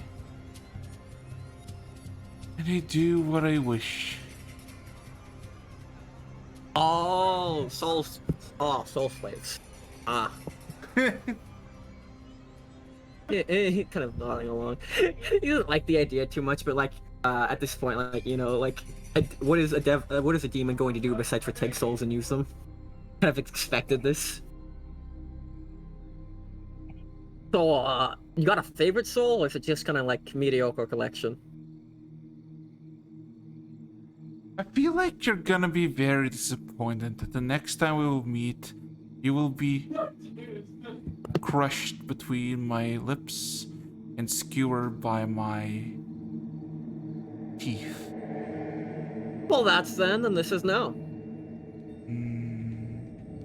Would you be willing to wager, chosen of Trugmar? Would you like to pursue more power by chance? Raises an eyebrow. There's distrust. He knows he's dealing with a demon here, but he's curious just for the sake of conversating. Clearly, you seek power, glory. It fits you. It fits fine on your flesh. But you can be a lot more. You have a companion, an individual. He thinks that she is some chosen, but she's merely a brat, blind and oblivious with the power that she possesses. Inca was her name, I believe it. I fought her. She nearly killed me, I nearly killed her. She abandoned the Empire to pursue me. She thinks she have outsmarted me. She thinks that all that blundering and blustering, forsaking her right to rule, causing so many accidents and cataclysms to occur from her ignorance for me. I suggest an alternative that would benefit all of us, as I would get rid of this sad excuse of a god, and you would acquire her power. If you lure her when the time is right into a trap, thinking that she got me cornered, quartered, knowing my true name, she now believes she holds reins over me. I can dispatch her, make her suffer, and for that you would be extremely well rewarded. And on top of that, I might be absent from the final battle or the wager. You know how demons are, getting incredibly busy all of a sudden, as the plains of hell are wide and long. What say you, Baron? Chosen of Tarumak, chosen of Trugmar.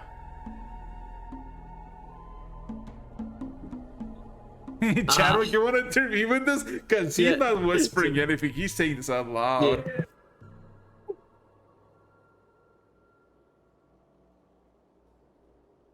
I just kind of raised my eyebrow over at Farron. I had no special attachment to the lassie, but I've been kind of under orders to get her to that battlefield. Kind of shrugs. Fighting in a fight, giving it an ambush, you know, doesn't bother me too much, but orders are orders. And even I have some standards. He chuckles looking at you. I never thought someone as strong, brave,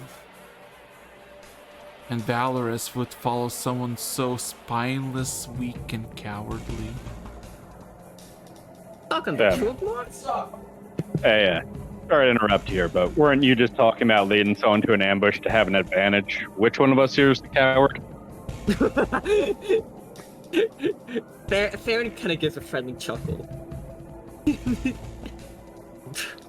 I am not a coward. I present myself here to all of you. You did it once already. You killed me without blinking. Now I offer you another offering. Dispatch of a brat that thinks she's above everyone. That she probably led countless of lives to their deaths. Think of it, if you will. The people of the Empire think that she was gifted, chosen by someone or something. But what did she achieve? She achieved nothing. As you can see, there is now a massive black scar running through the entire world. She could have been there, she could have stopped it. She is a god, but she did nothing. And you Come call to think of it, what did give her her power?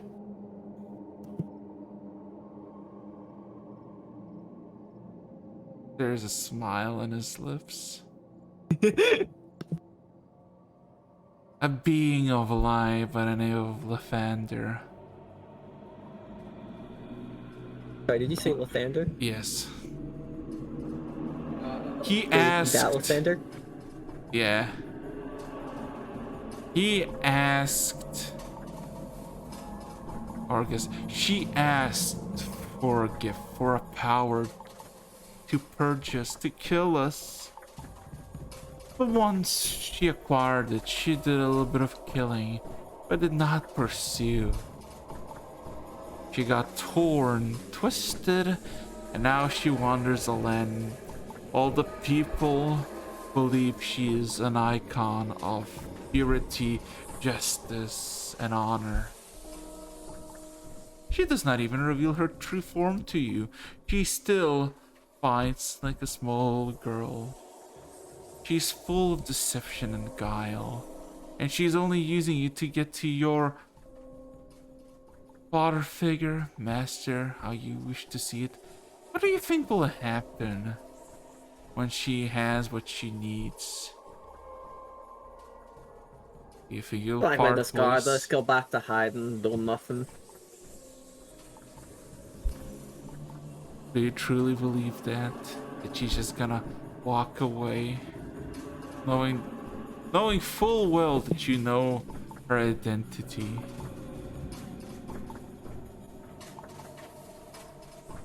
Most of this conversation, and he doesn't need a high insight to tell, that Farron is mostly like, the idea didn't really heavily considered in his mind, besides for the idea of like, I don't care too much about her too much. Yeah. But that statement, it doesn't take much to tell. The idea of someone going off and slaughtering his family because secret information they have, he doesn't like.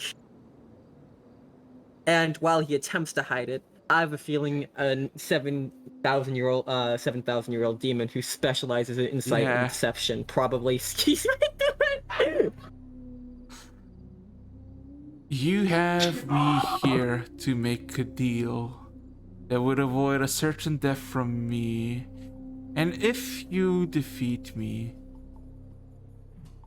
you won't achieve anything. But if you defeat me and let her live, you will die by her hand. And that treachery from the God Empress, so devoted by her people, so fervently praised and exalted amongst many, will be the one that will sink her blades into your backs.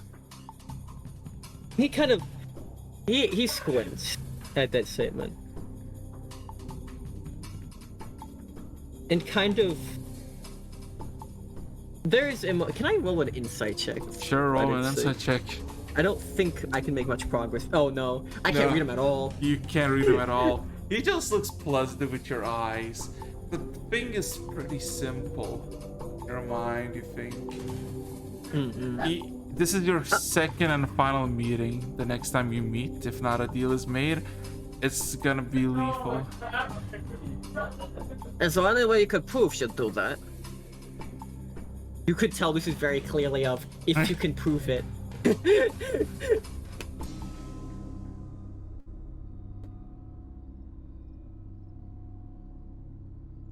Have you ever owned a house, a home, a dwelling, a place where you lay your bed at night, and then you wake up and you see that you're still in the same place? She claimed slowly. that this continent that you have your very feet on is hers. That she was here to protect it, defend it, and the Empire's goal was to rule it all. That was her decree, was it not? And then he kind of points to the east. And there, over yonder, only but a week ways on foot, there is a massive black scar going from the very south of this continent to the very north. Now you tell me, someone that claims to be the defender, the protector of this divine right that she so proclaimed, why would she let this to happen? Is this looks like a trustworthy person to you? And if she let the scar happen, what are you? How many there are to her? She let so many people down already. What is a few more bodies to the pile?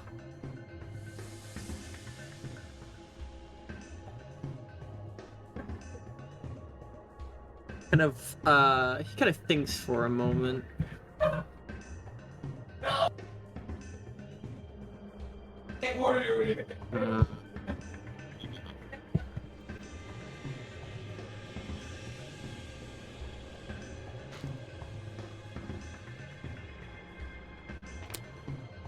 He wish, like, he wish. Baron wished badly he could read the demon correctly. But he. I'll need to think on that for a moment. Let's shift subjects. Switch subject. Literally. Okay. While you think about a subject, yeah. Britt. Britt, are you here? I am here. You made your way back, right? You made your way back to the place that you basically got teleported, and basically, you come in and you basically see the familiar faces, and basically, everything is the same except that Nathan is now fastly asleep. As everybody's there, and seeing that you returned, you are acknowledged that you are here, TM. Okay. So, what would you like to do?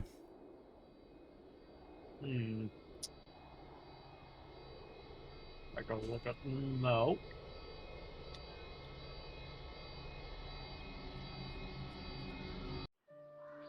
There you go.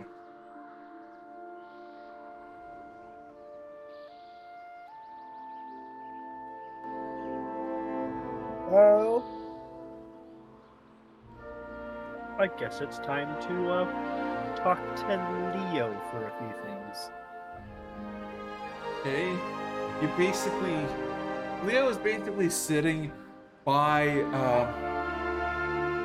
the chair next to the table where the gun is, and he seems to be just kind of leaning back and just kind of observing the metal parts of the gun. Arthur wants to say something, but then he kind of stops. He just picked up the most basic part. It's just a simple, the gun rifle tube, just looking at it. Just curiosity. Doesn't really freak out or say anything. Just kind of takes it off his hands.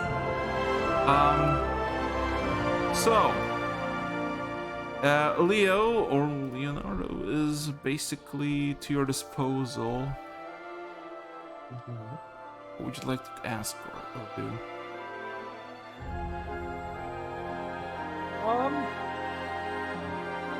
Well, it's more of a... I was hoping that he can possibly teach a few spells to people. Mainly me. A few spells to the people, mainly me. Well, unless he knows Goodberry for some reason. Are you gonna ask him, does he know Goodberry, just straight up? Well, yeah, first off. No, but I know Goodberry. The muffin. he thought was highly he addictive. retorts back like he just had a most sophisticated answer. And looks for your response. There's a chuckle. Is it a genuine one or one of disbelief? Like he was No, making... an actual genuine one. Like, no. See, apparently my Patriot wants to learn that spell. Oh, whatever.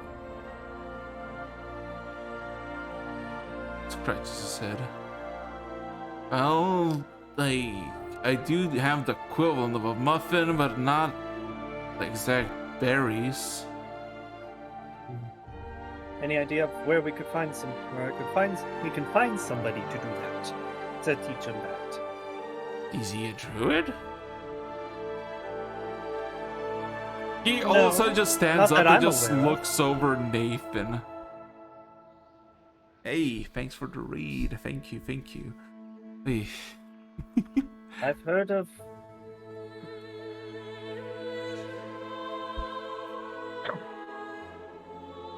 Oh, I've heard of weirder things happening. That's for sure. Well, Leo just kind of looks a bit confused and awkward about it.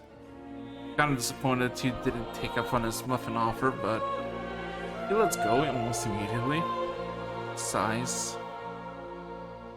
Well, true, it's a tricky thing. Usually, if you ask them if they can teach you a good, very cantrip, they will usually mock you, as they believe that you're mocking them. So good berries are so difficult and so tasteless. Ugh. Mm-hmm. That is very true. But apparently he's dead set on learning it. It's said on learning it. Me, on the other hand, I'm interested in seeing if I'm able to learn two different types of spells. 2 different types? 2 different spells, per se. Aha. Mainly one that allows me to have a small companion, as well as one that allows me to gain more speed.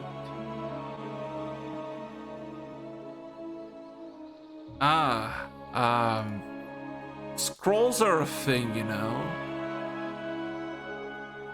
But aren't those one-time use?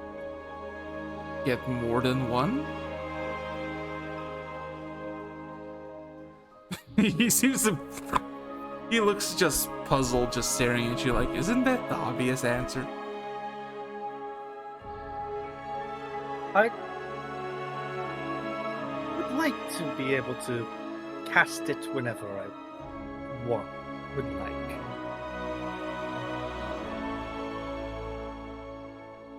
Holding a piece of paper is not that difficult. I really hope you understand that, right? He kind of he seems to be pleading with you on this case. Okay. Here you go, Well. try it. He all of a sudden, out of his very, like very well worn cloak, he pulls out a bag, looks at it, takes something in his hand, finds nothing, grabs another one, puts his hand, immediately pulls out a piece of paper and just throws it at you. Okay. You have going to no look at what it clue. is. Can you roll me an insight check? And also, do you know Primordial? That...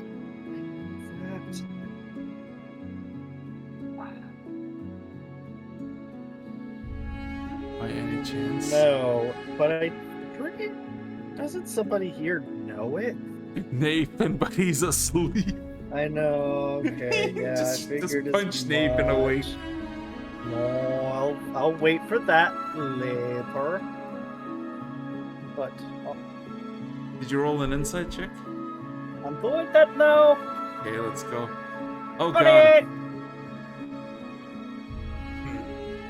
You almost like instinctually realize that this is a scroll to summon an elemental crab. And the dead giveaway of the scroll, because you cannot read shit, you just look at the things and you're determined, you're brain determined because you asked for 2 spells. He gave you a scroll because he's like, yeah, get a scroll, and there is a blatant picture of a crab on it at the very bottom.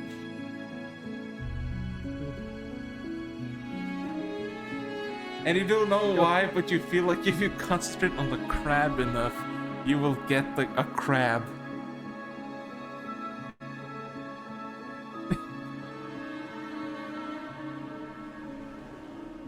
Hey, she's she's going to put that away for now, Mm-hmm. and she's going to say thank you. You know. So, is Farron ready to have a bargain with a demon? Are you ready? I'm consulting. Oh, he's still consulting. I am actually ready for subject change while I figure this out in the background. Brett, anything else you want to do?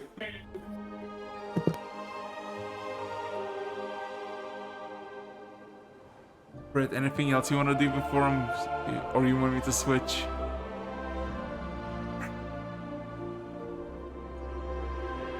Oh, sorry, I was muted. Yes. I was just saying, you're making me go through my damn list pretty fast. God damn.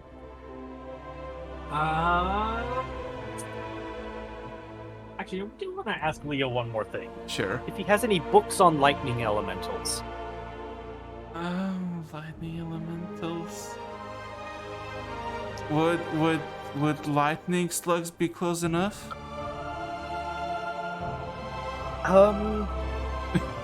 He asked with almost this like sorrow, like he just missed on the lightning elemental books that he might have had.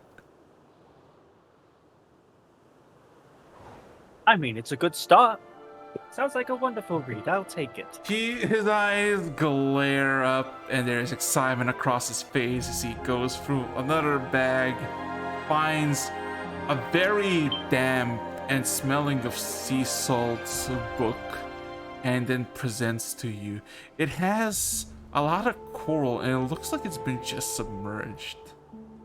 It does not have it does not have any title or whatnot, and then when you open it, it smells like you're at the beach, and everything is written in primordial.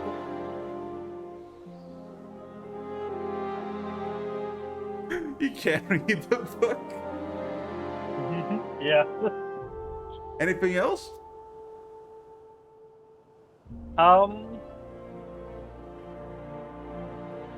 I don't know. Is Farron ready, or do I still need to stall? Again, I have my own stall here. You don't need to worry about that. Okay, Just chill when you... let's switch to Farron real quick. Then let's go. I want to see this. I want to see this. Yeah. Give me a second. Hold on. Let me switch music. Hold it. Hold a bit, my good sir, my good people. I'm just gonna put this. And we are good. So, back somewhere else, several 100 miles away. What would you like to ask of the demon that you might gamble with? What is your distraction question? Well, it's not a distraction. It's a legitimate question. Mm-hmm. Oh, you know, I was going through a problem. I have some goods I need to sell correctly, and unfortunately, they're not for mortals. No mortal would really be able to make use of them. He kind of scratches the back of his head. Some cursed items, some rare ones here. Some nice stuff. Yeah, I happen to no one who buys any of this stuff. Of course, there's the legends of Sender and Deliverer, but I can't find him for the life of me. There's some gods, but right now, Rog's pissed. Is it just me or just somebody screaming in the background? Jesus Christ! There's someone in there. Stabs. It sounded like you said, "Oh, I got some cursed items. I Audio. can't really sell them," and then just a scream in the background. Yeah, just open the bag for a second. You just hear. Oh my! Release me! No, no, not today. Get back in there when you've learned your lesson.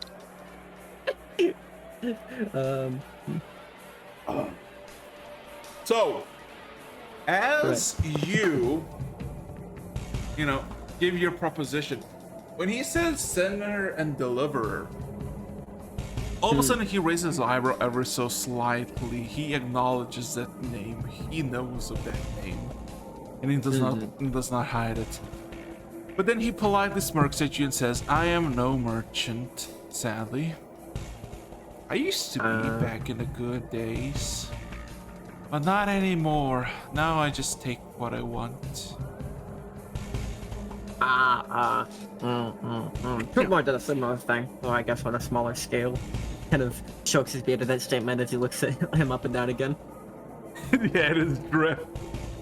That's good. So I don't know any of his hideouts or anything like that. Is there one on this plane of existence? Several. They're also a permanent place in hell. Look upon the Honestly, book I needed some merchandise somehow. merchandise.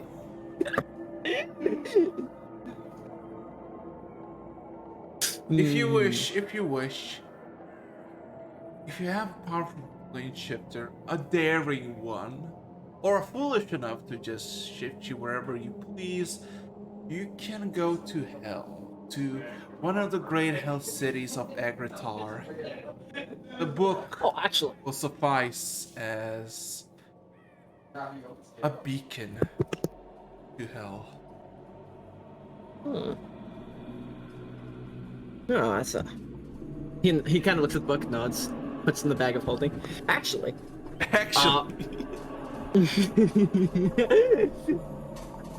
I got with this plate. All I got was this plate, lol. The merchant say. With that said, just kind of... So, Actually, since you're under command by a master not to do anything to us, no harm, no stealing, no nothing, right?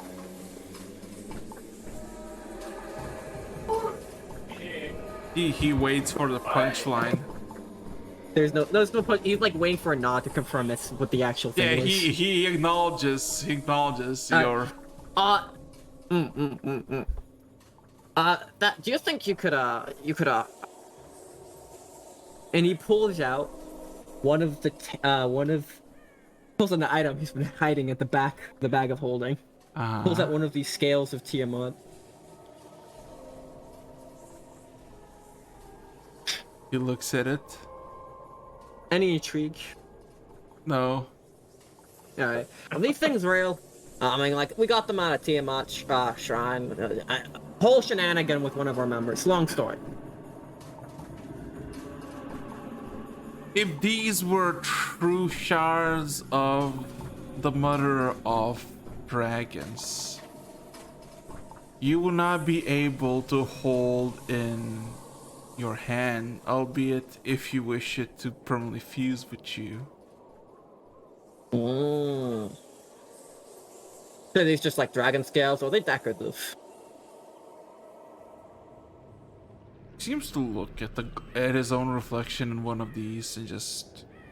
Yeah, he's only pulling tilts his out head. one at the moment. Yeah, I know. Just look at his own reflection in one of the scales that you brought up, and just kind of tilts his head slightly. They look real to me, albeit not of big importance. I guess for you, any scraps are treasures. And kind of nods along with that. I suppose it looks like though. What about what? I like Gonna the cast, fact just hey boy. Literally though, but we're both on the same job. So You're on the same job. We literally, two brothers are about to say, "Hey, let's end this beef," and they just have their servants start prepping things. Yeah. And we're just the servants. We're stuck in the middle of this. We understand our jobs. Yeah.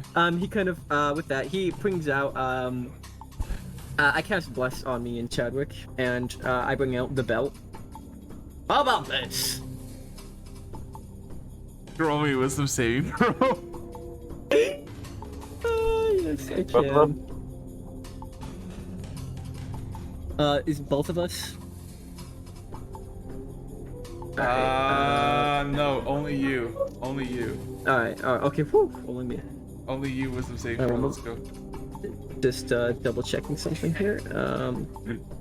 This is I have gonna a be lot of numbers in. 21. Okay. Chadwick, yes, you know, he pulls out the belt and he holds it in his hand.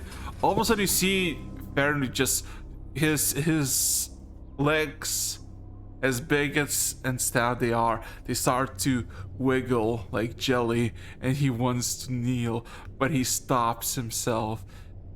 Man, Farron, you don't feel good holding this belt. Oh. Okay. You wanna submit to the belt, and you don't know why. It's fucking horrific. However, this individual looks at the belt with a smile. Interesting. I assume you do not know what you possess. It is quite ironic. I don't have identify on me. But do you not feel its power gripping you? Yeah, feel it right down there. Why do you think it is like that, chosen of Trugmar? Kind of thinks for a second. Funks. Maybe it's about of like someone who ruled over people, like command respect or something. He just casually approaches you and just takes the belt off your hands, and the sensation fades. He looks at it, and it's literally just a simple dark leather belt that seems to be incredibly worn. And despite being worn, it is in good condition. He walks out with a smile, looks back at you.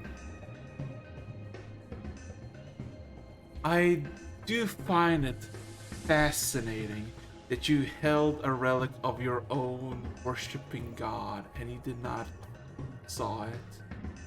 Oh, interesting. Is it cursed, or is it just very professional? It is embodied with his rage. Oh, interesting. You really are a macho. Muscle.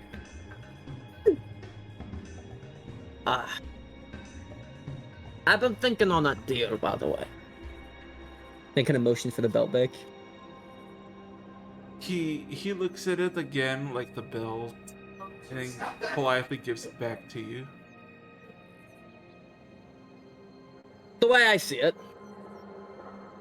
either. So if we win this battle, right? You know, your brothers go mash out the beef, they fight, we fight, you know, the little squabble gets, and you guys all screw off. Assuming that you guys win, we die, right? He kind of motions to Chadwick himself, and then off in the distance, Nods. presumably where the bread source are. Alright. And you're saying if we win, the girl's gonna kill us. He nods again. Okay.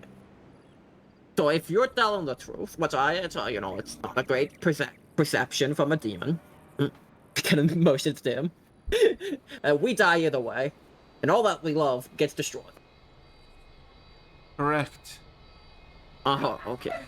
And Brogmar Even he has respect for Inca, so if we do win, Inca could kill Tarumak.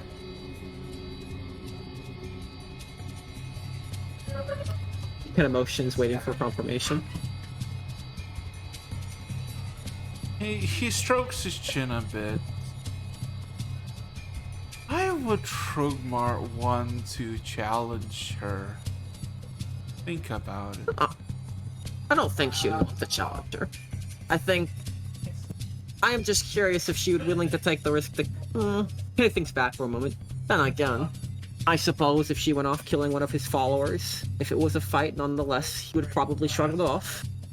But if he knows Inca's here, doesn't that put him in the same position as us?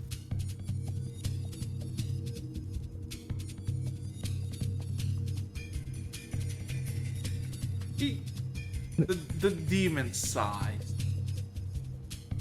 So many webs of treachery by you mortals, so trivial and petty, for little to no gain. He's kind of nodding along with his own annoyance of all of this.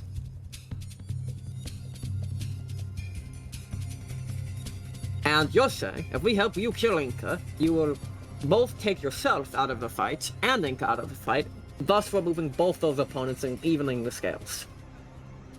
I... Kind of thinks for a moment. And you're willing to do that in writing? He for the first time, his smile fades, and it becomes very serious and stern. No. Writing can be manipulated. What I would require is a pact. And I cannot do it with you, for your blood is already... He says it with a bit of spite in his voice. Blessed by a god. Trivial, a god nonetheless. And his gaze stares at you, Chadwick. However, there is one more person here. Your valiant companion, your trusty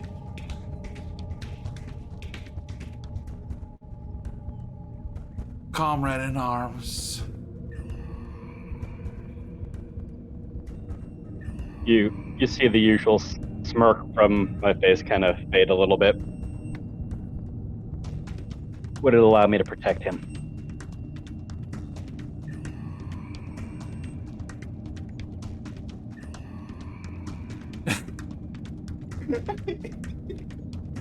He literally, like, he had his head slightly turned to you. Then he, as soon as you talk, he looks with his entire body as he moves and he goes, yes.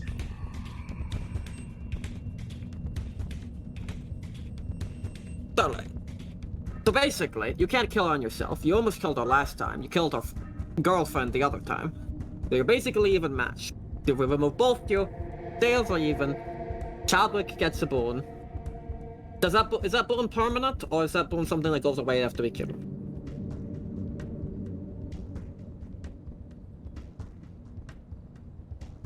He sighs. You told me not to lie, so I will not lie. I prefer no boons to be made, or if you made a boon with me now, she will sense it. She will not trust nods you. along. She will leave you, and then she will betray you. Or if she's patient and envious enough, she will take out her fury on your descendants. You did it plenty of times before.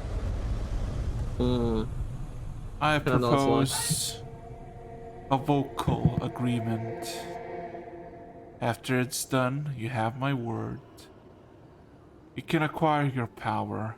Which one of you wish? You decide. No way to split it down the middle? He could have choice. If you're feeling pious enough, so be it. Alright.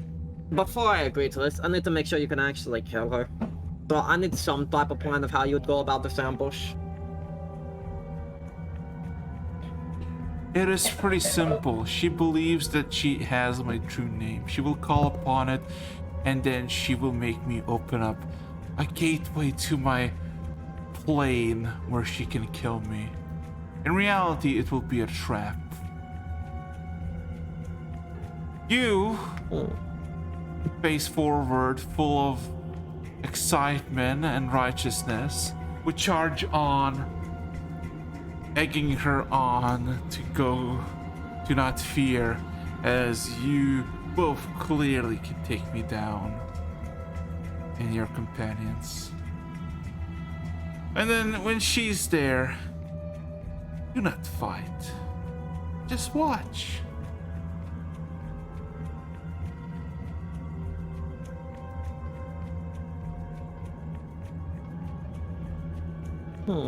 How do we get out of there after we get down there? I will get you out. I am in no mood of collecting morals in my personal plane. Or Not even- much of the collection at, are we? Kind of looks. No, it's because like at this point he's gained a perspective of where this guy's sitting in power levels. So he realizes, mythic 3s and 4s aren't really his collection these days, aren't they? Wow. Oh, good observation. Party of 3s getting shit.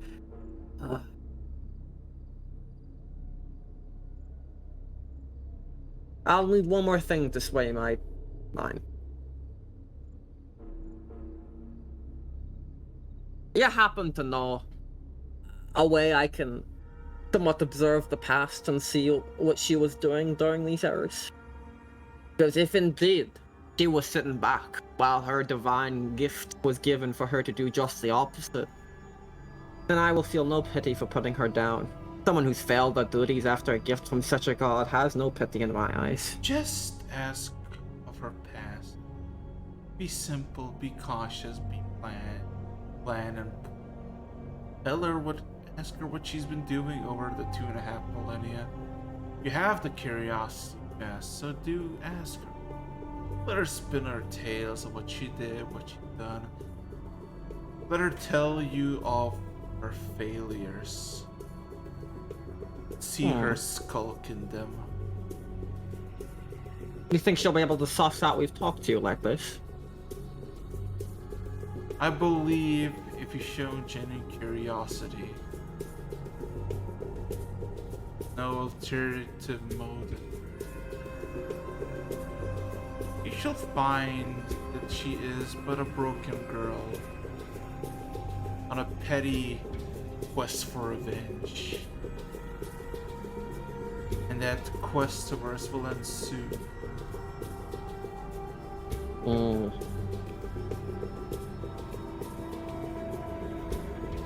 And a magical bound word would ensure you followed through no matter your willingness afterwards. I hit deals with the devil. Depending on the circumstances that we are in, it might not be immediate. But if you do your bargaining, you are but a thorn in my side for less than 4 years. She has been a thorn in my side for over 2.5 millennia. I rather let you not be my new splinters that last for decades or centuries.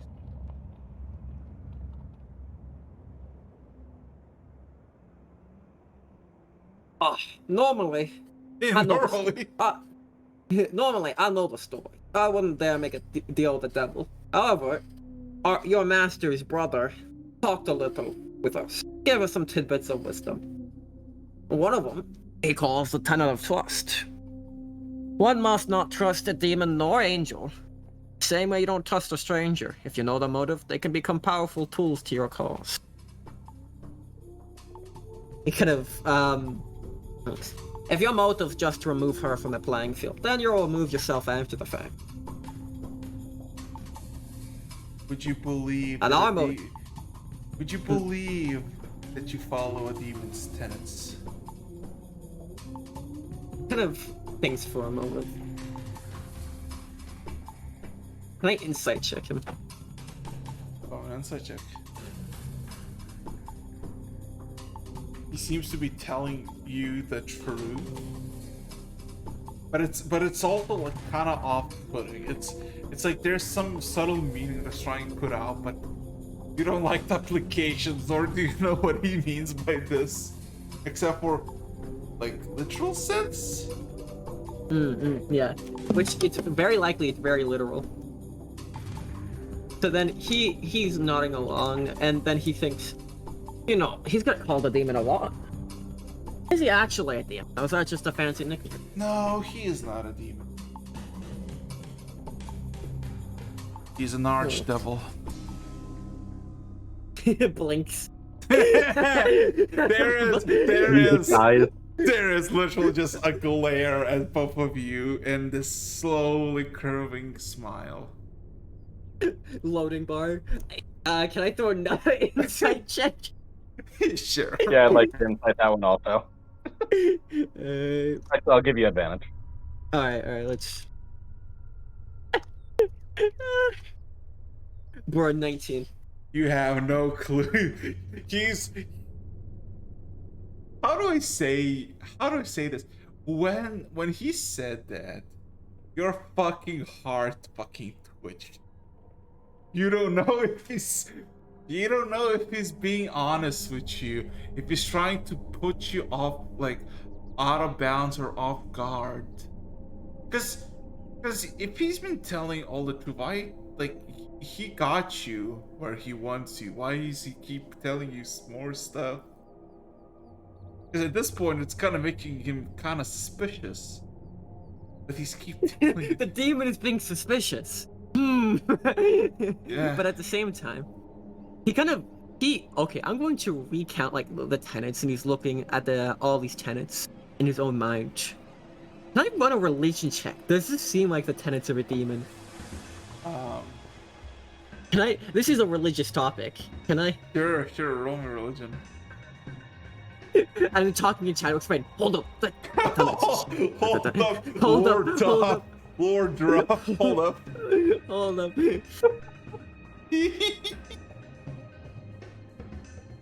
Oh my god. Alright. You're like, Turbo's gonna be I'm so not- mad at me after this. One moment. Alright, if we're doing this.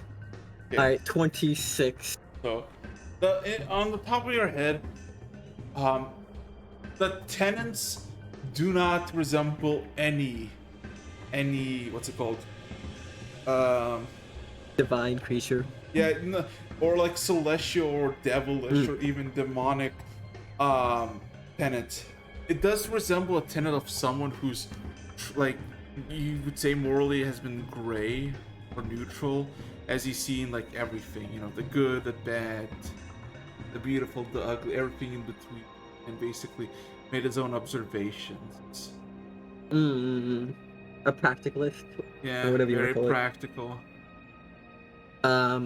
Cynical maybe, but practical. He nods and he's thinking along. Well, I know this.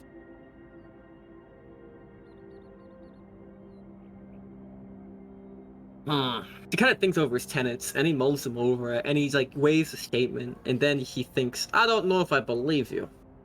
But then again, a statement like that doesn't seem too far off. There's something ironic about an archdevil working in a church for a few decades. Ironic, isn't it? But sometimes that's how life goes, doesn't it?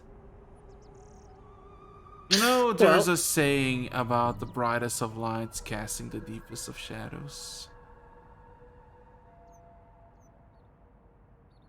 And I have a personal request about this deal then. Hmm? The family will eventually figure out, and by family, it's very clear he indicates like Brett in the list, Yeah? that we've made this deal eventually. It'll be after the fact, but they'll figure it out. But I'd like to keep it from them until after the battle's done so they can focus their hearts on what matters. They can hate me after the fact. But the long and short of it is, I care more for them than I do what they think of me. And so, if Chadwick, he kind of looks over at Chadwick, is willing to strike the deal, then I will make no objections. But the portal must close after she enters, and we have entered, no one else. Well, the dwarf, not the dwarf, the creature, the demon, gets on one knee and then stares at you, Farron, and then extends his hand and just gives with one of his finger to just for you to come forward. He looks back at Chadwick. Chadwick, I need you to say you're okay with this. I'll look at the demon. I have 2 questions. I'll eye Farron up and down. Will I have enough power to protect him? You shall have nothing from me now. Or if you possess even the slightest of taint, you will be found out. I mean, no, I understand that. But once it's done, I will have power to protect. You will Waiting have about a it. god.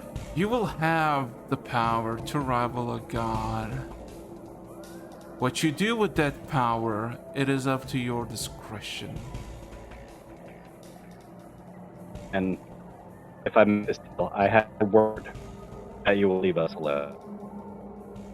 I have no interest in this plane nor its denizens. Your word, laddie.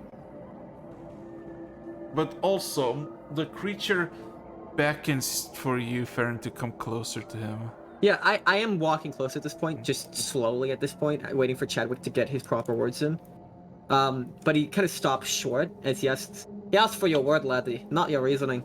If we have your word, you have your deal. Let me tell you something, young dwarf. You will have my simplest of words for the sole reason that I do not care for you. I dislike you. You have your little meager games that last mere months to years, up to a decade at most. While we, demons, angels, and some of the Fae play games that last for centuries, millennium, and beyond. Present me, the God Empress, witness her demise, and obtain the power. It is simple. In that case, No. give me a time and place. Yeah, he kind of nods his head over to there. A time and a place, and a time and a place. Well, Forgive our mortals details. We don't got much time to work with.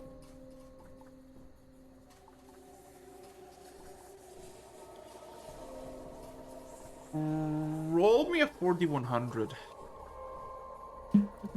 I'll roll 2 of them, Chadwick. You roll the other 2.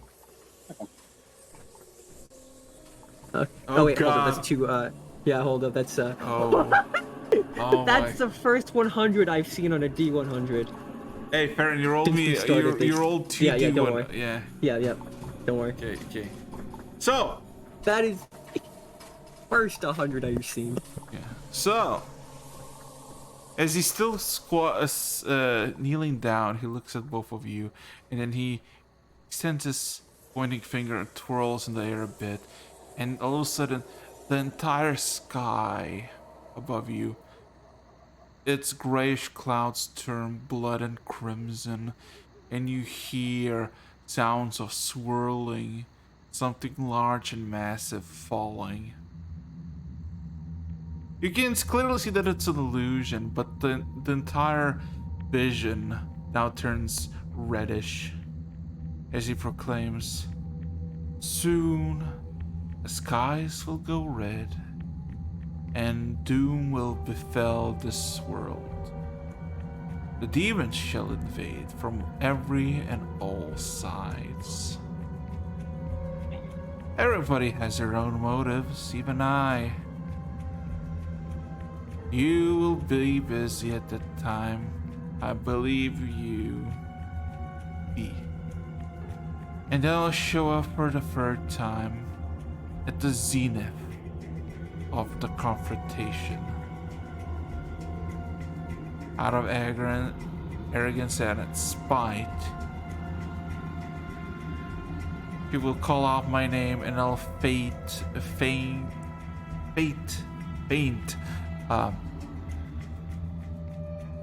weakness, open a portal and run off, believing her magics are strong enough.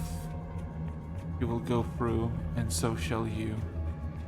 The portal will close, and then the portal will close again, mere moments after. And if all goes well, you come out of there.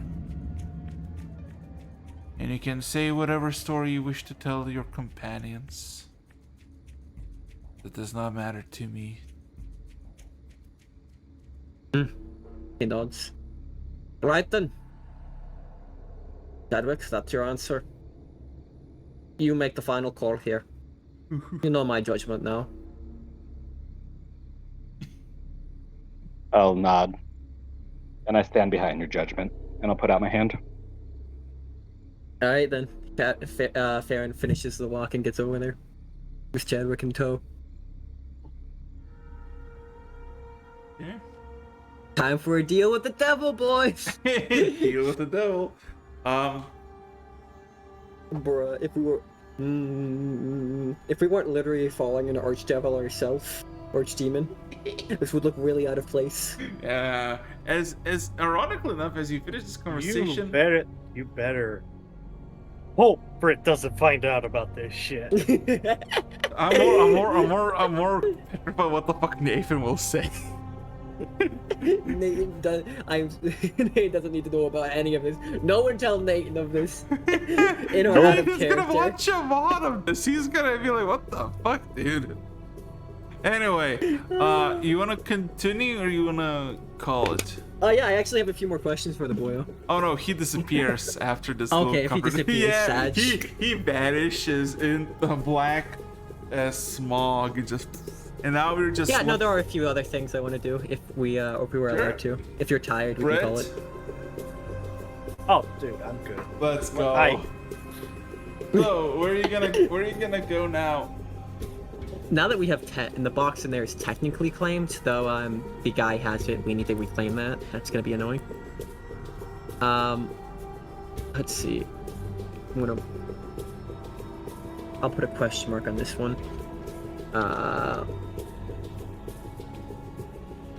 If you would work, please. Thank you.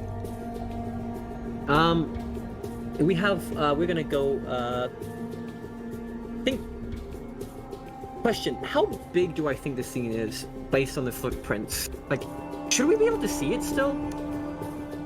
Well, here's the thing. You don't really like. It is big enough. You assume it would be literally over the treetops by its size. But looking around, you don't see that it's been like walked out of the settlement. It just seemed to be. So it's just gone. It was summoned and poofed. Yeah. All right, if that's the case, then I looked at Chadwick. Well, time for regrets is later. Let's go off to Oddstone. Or wait, is it Oddstone? I'm pretty sure it's Oddstone. Yeah. Last show? Oh no, it's 1 second. You might be right about that. I'm looking at the map now. Shallow Reed. So, because there's one over here. Okay. Sorry, there is one below us, and I'm trying to figure out if it's last show.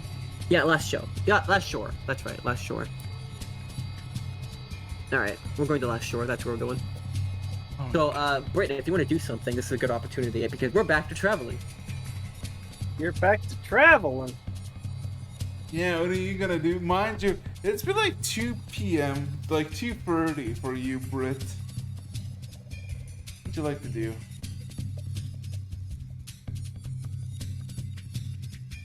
Give me just a second. Yeah, this. Gonna do this, and there you go. Okay, Britt is going to do some stuff and few things on the docket. She. There you go. You might have to change the music again because she's going to quote unquote read the book, but really as she's reading the book she just got, her mind's gonna start wandering Oh,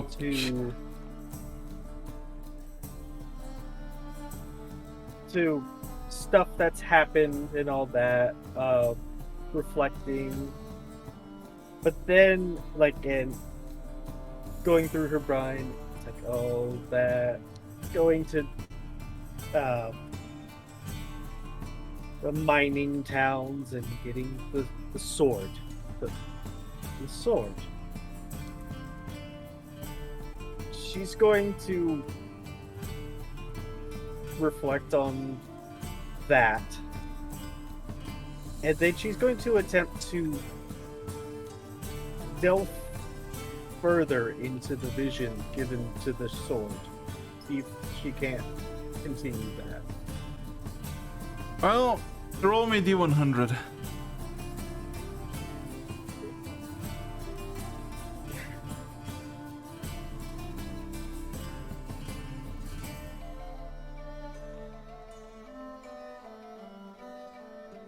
Okay, 4. You look at the blade, but you literally do not, like, you see your own reflection, and you see no changes of it at all. Yeah, as she's trying to, she's under her breath, just like, what do you want to show me? And then, with that being raised, she's going to do something she hasn't done in a while.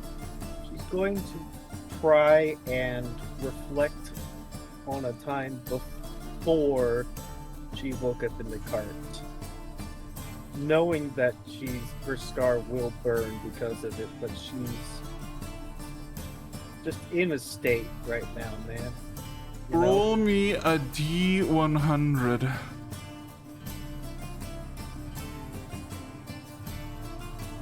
Dun dun dun dun. Oh my fucking god. Oh god, I just saw something horrific, but also super fucking cool. But that's not the point. Are you just like, yeah, so we're back, what are we gonna do? Pulls out a sword, stairs. Stairs? And then Okay. nothing happens, and then tries to do There the other again. thing. Oh god, let's see. Oh, you know what? Let's play this soundtrack. I haven't played it in a while. Let's see. Boop. There you go. I already played The Harvest of Sorrow. I can't play it again. But I can't play this. Do you feel nostalgic? Do you feel at home, Brit?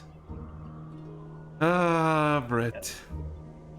So, as you look upon the blade, it is, you know, you see the room, and you do it again, and you see the room again, and you see behind yourself, but then you see a kid all of a sudden just show up at your reflection, just out of the corner, running around. You know that Laura's in front of you, so there's no kid. And as you try to like flinch back, all of a sudden, you see yourself small, barely even half your height, seemingly holding a wooden rod and there's a mirror on it. You look back. You see another kid. Smaller, younger. A boy that you don't remember, but remember him fondly still. You're playing. You don't remember what, but he's winning and you're losing. Can you roll me an insight check?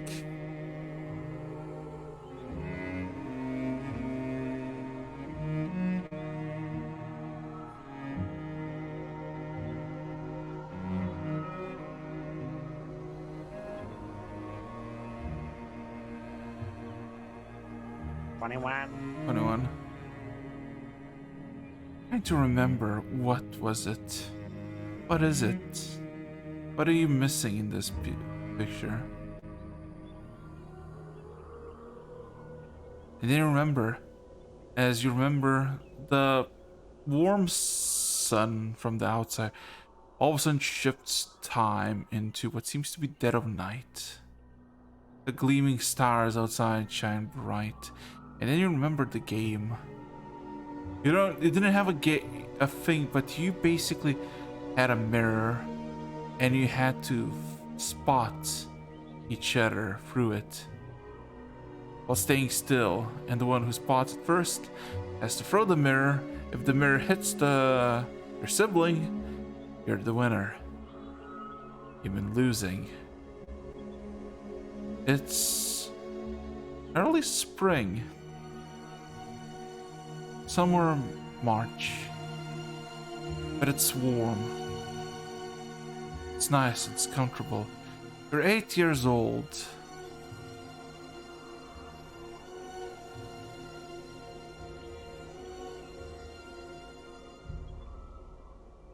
You don't usually stay up that late.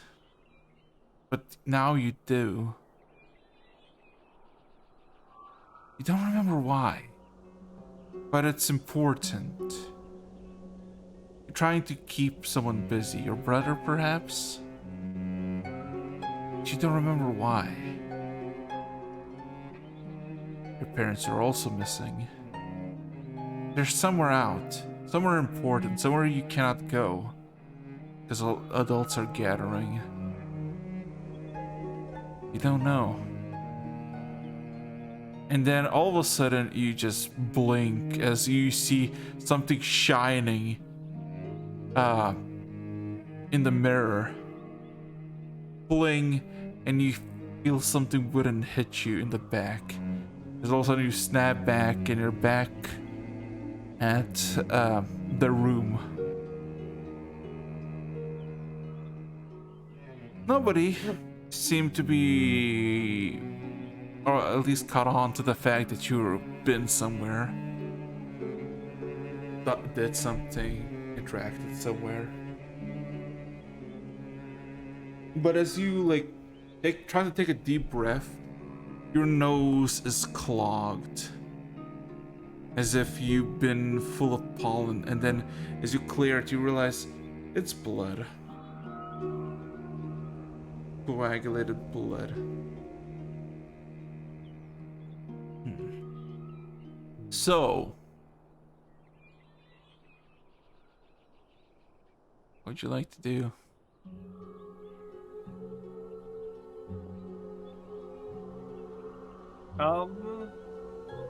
You know what? Who we haven't talked to yet?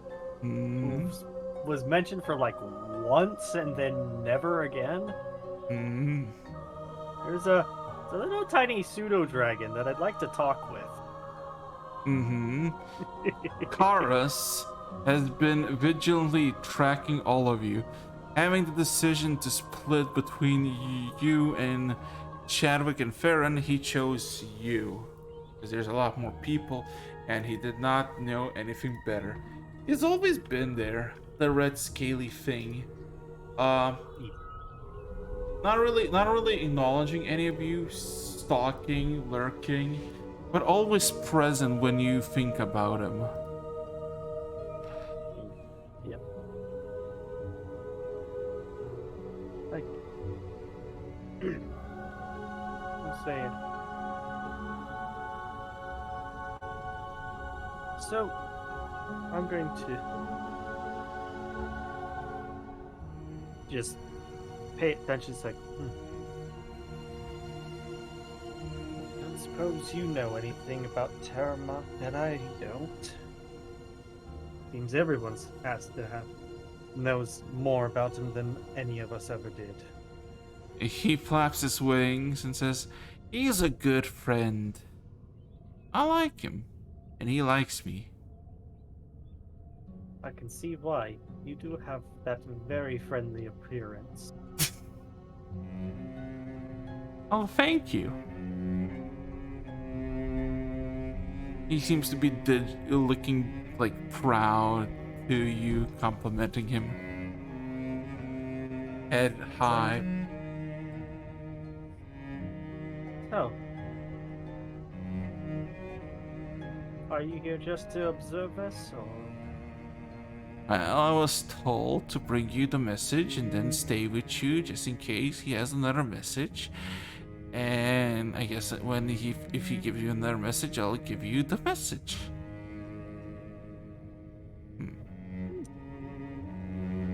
That's definitely will be handy. He nods with agreement.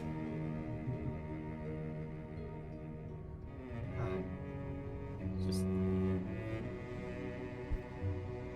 there's been so much that's happened between when I last saw him and now. It almost seems like I'm a different person.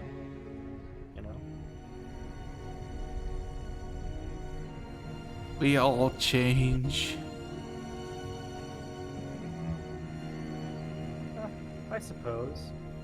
Like me, for example. Yesterday I ate a rat and I shed out red blood. Today I ate another mouse and I shed out green blood. Change everything. Definitely interesting. The best she's, part. She's trying so hard not to laugh. The at best that. part is Just that random. the best part is Nora is basically half sleeping, napping. Leo is basically leaning, also kind of just eyes closed. Helena looking out through the window.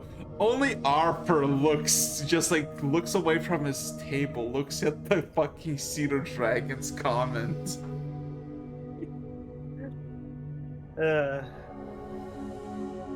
Yeah. That's very interesting example. He nods with indifference if it's sarcasm or not. He seems to be taking this conversation very seriously.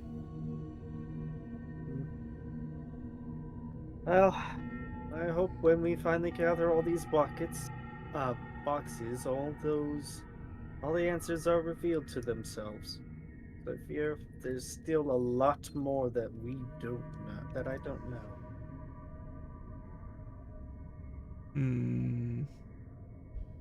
The Cedar Dragon nods with acknowledgement. Thanks. It's nice to be able to have somebody to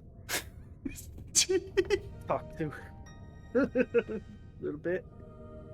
It looks Give at somebody you. a little pat on the head. It you realize that its scales are warm to the touch. Like not scalding, but like several degrees higher than your own born body. You assume when you touched how Farron hair would feel like at the moment. Yeah. As it looks at you and just asks, "Do you have any mice?"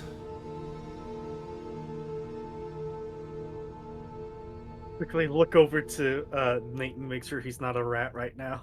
No, It's he's like- he's like asleep. Like he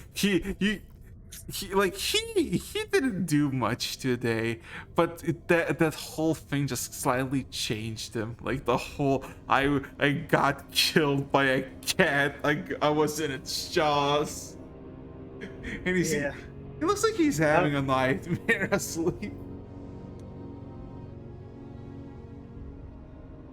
Yeah, it's like, I don't have it at the moment. I'm sure that there's plenty around in this place, right? He nods. It'd be nice that you bring me a mice as a gift. Gifts for both friends do, right? You know Ye- what? How about you and me go and find a mouse for you? He nods with agreement. We're gonna go find a mouse for him. Roll me a perception or a animal handling check, as now you're a mighty epic quest with a pseudo dragon that is not yours to look for a mice. Man, I fucking love these Was that quests. a what was it? An animal handling or Perception? Yeah, animal handling perception. oh, we're definitely giving ourselves the guidance for that one too. Making sure that we get that shit going. I need this mouse. This is the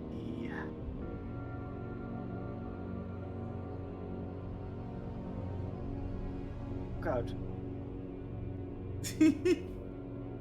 A perception check. Yes. That's right. There we go. You know, you walk down the hallway and like you think to yourself, where can you find a mouse? And you think to yourself, kitchen. And literally before you even like go to the down to the ground to the first floor, you know how in every like stairways when the stairs end, there's like that one corner that the stairs could go down, but it's basically just nothing. Yep. You literally see. You go down, look for the kitchen. You just look there, just casual. You spot, several brooms, like pretty simple. You spot in the brooms this grayish mouse just hiding, completely oblivious that you have spotted it. It seemingly looks for something to run or do something. You found your prey. What you gonna do? Your pseudo dragon has not saw it yet.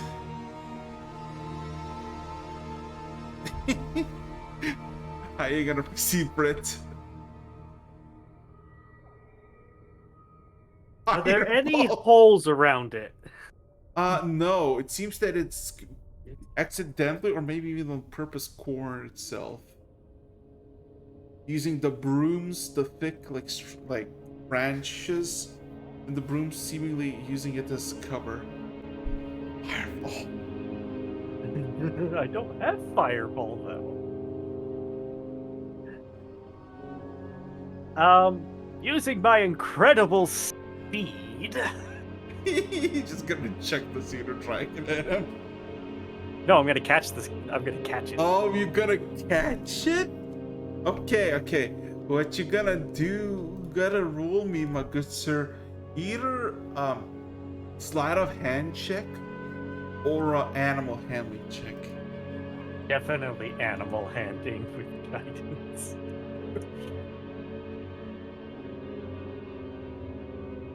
All right. Buddy!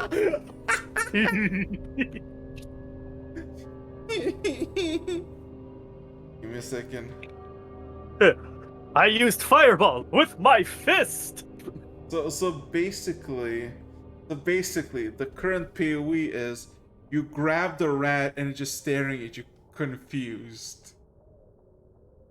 You have like two inches of rat that is now like not like It's- fighting you, just kind of confused what the fuck is going on.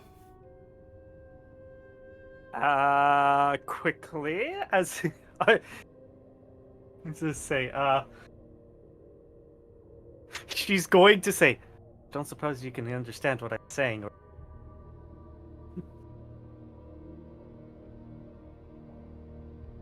In your head, you have a voice. Don't kill me. I'm not a rat. What the fuck are you? It looks to your side as you see the pseudo dragon just slowly rears its head, and it's like, and you hear another voice. Is that a fucking pseudo dragon. Oh god, don't let me eat it. Don't let it eat me. Is this a magical spell that's into? No, I'm a fucking druid. Oh, okay. No, Kara's is slowly like a small little kid that is trying to get into a cookie jar while the parents are looking. Just slowly extends its hand towards the rat and opens its No. It's like okay. It's like Kara. Probably. I'm going to just outright say, Kara. This one's a druid. Kara stops, closes the jaw, looks at you. A what? This isn't an actual rodent. It's a human. It's like me, but just turned into a rat. It's probably not a good idea to eat it. It looks blankly at you and asks, so what would happen if I eat it? Looks for an answer at the rat. The rat seemingly vanished, but you can still feel the rat in your hand, in your grip. So you realize it's under some sort of magical effect that it is now invisible.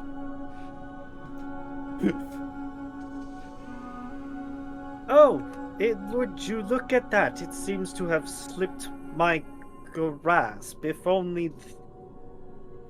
Well, we'll find you a different rat, okay? And I'm going to whisper to the other thing. Actually, I'm gonna take out my stones. I don't know the name, but I'm gonna go to try and reach to the rat and say, "Drop your form and meet me upstairs if you are able to. Sorry to bother you." wait, if you are sorry to bother you? No, oh no, sorry about that. Might have a question for you. If you want to, a few questions for you, if you get the chance. Roll me a persuasion check. Which I think you're gonna succeed easily, but it's still. So you one of those Yeah. like.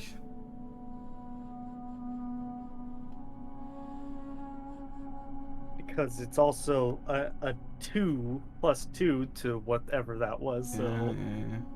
Oh my how about a fuck. natural 20s for Oh no, 40? no, you cannot convince this random druid with a 40 to come.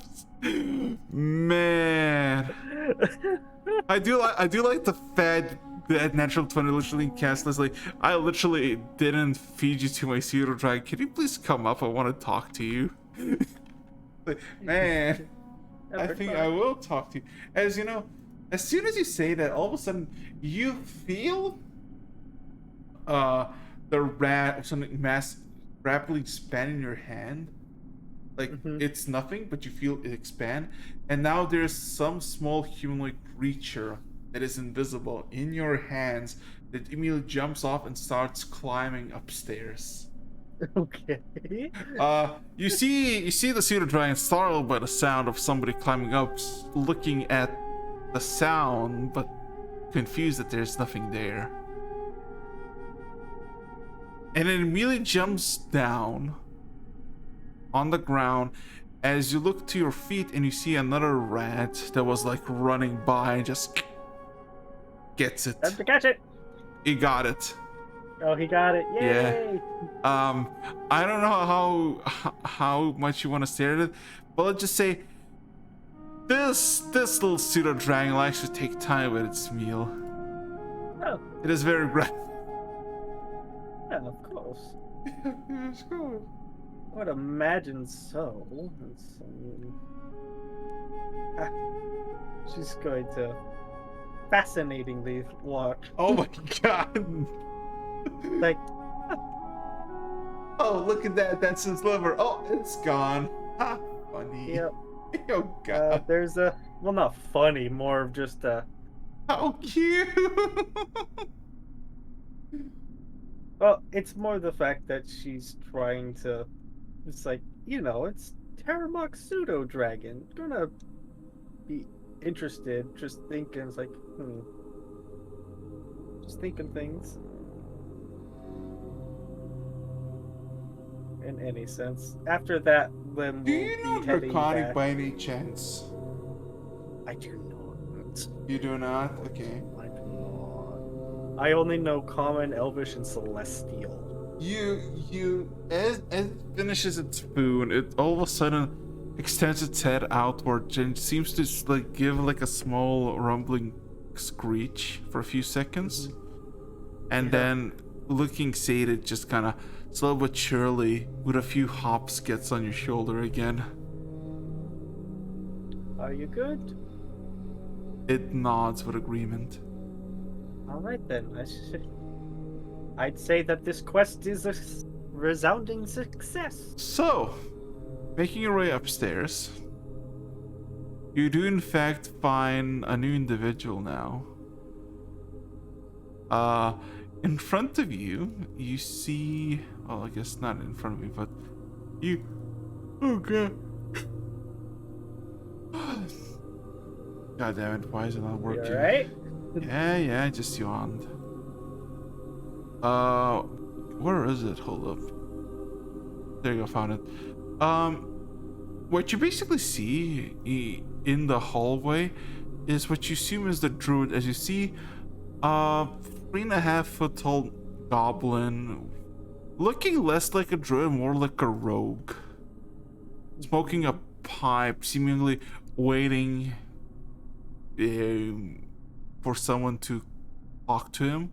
And of course he sees you approach, and then he just stops smoking, extinguishes the pipe, and seems to just stare at you. So what do you want?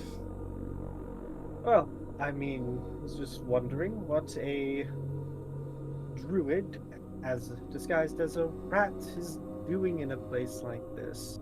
Living?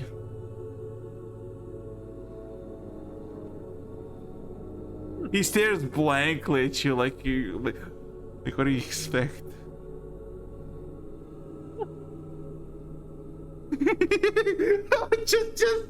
just the realization of like, oh shit, yeah, people just live.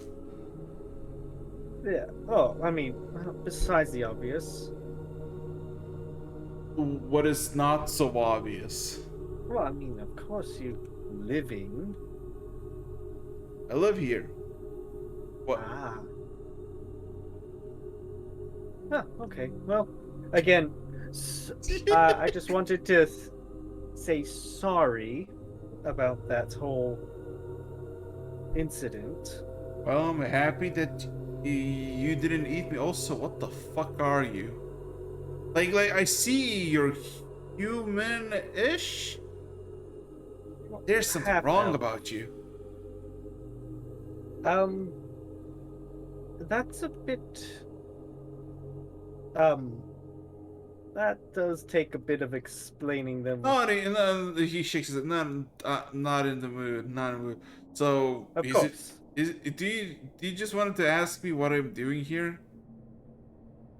Oh, no, I was just wondering. I have a friend, and I know you guys don't really like being asked and all that. Oh, let me but, guess. Good berries. Yes. God. Yeah. You know what's the worst part? I don't even know your name. That's the second worst part. The first worst part is, do you know how many beggars, homeless people there are in the city like Kalasha and in other cities that could literally be not hungry if they took at least 2 minutes to figuring out a simple basic cantrip that can literally save them lives literally for free? But what they do know, they ask for good berries. They want the good berries. They don't want to make the good berries. You can This clearly one see. wants to make the good berry. Well, I'm not gonna teach him for free now, will I? Oh, well, of course. I would make sure that you're well compensated. He squints his eyes. How much? She's going to say, How much? He's squinting his eyes. and I'm he's squinting him too. Can I insight check? sure. I want to insight check him. I want to see how much he would.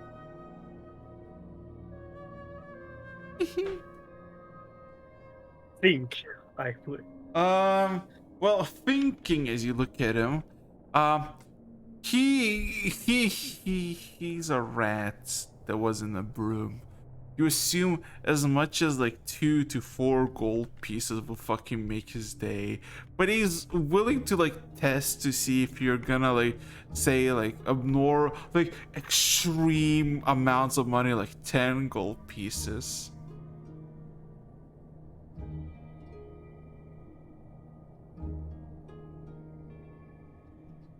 You know, just you know, he's Yeah. She knows. 25 gold. He when Tom There's was- a big grin on her face. there was like, you know, what's it called, you know, he took off like what's it called, extinguished his pipe, you know, so it doesn't smoke, and then you know he still had it in his teeth. As soon as you say 25, he just the fucking mouth goes a bit ajar and the fucking pie just plummets.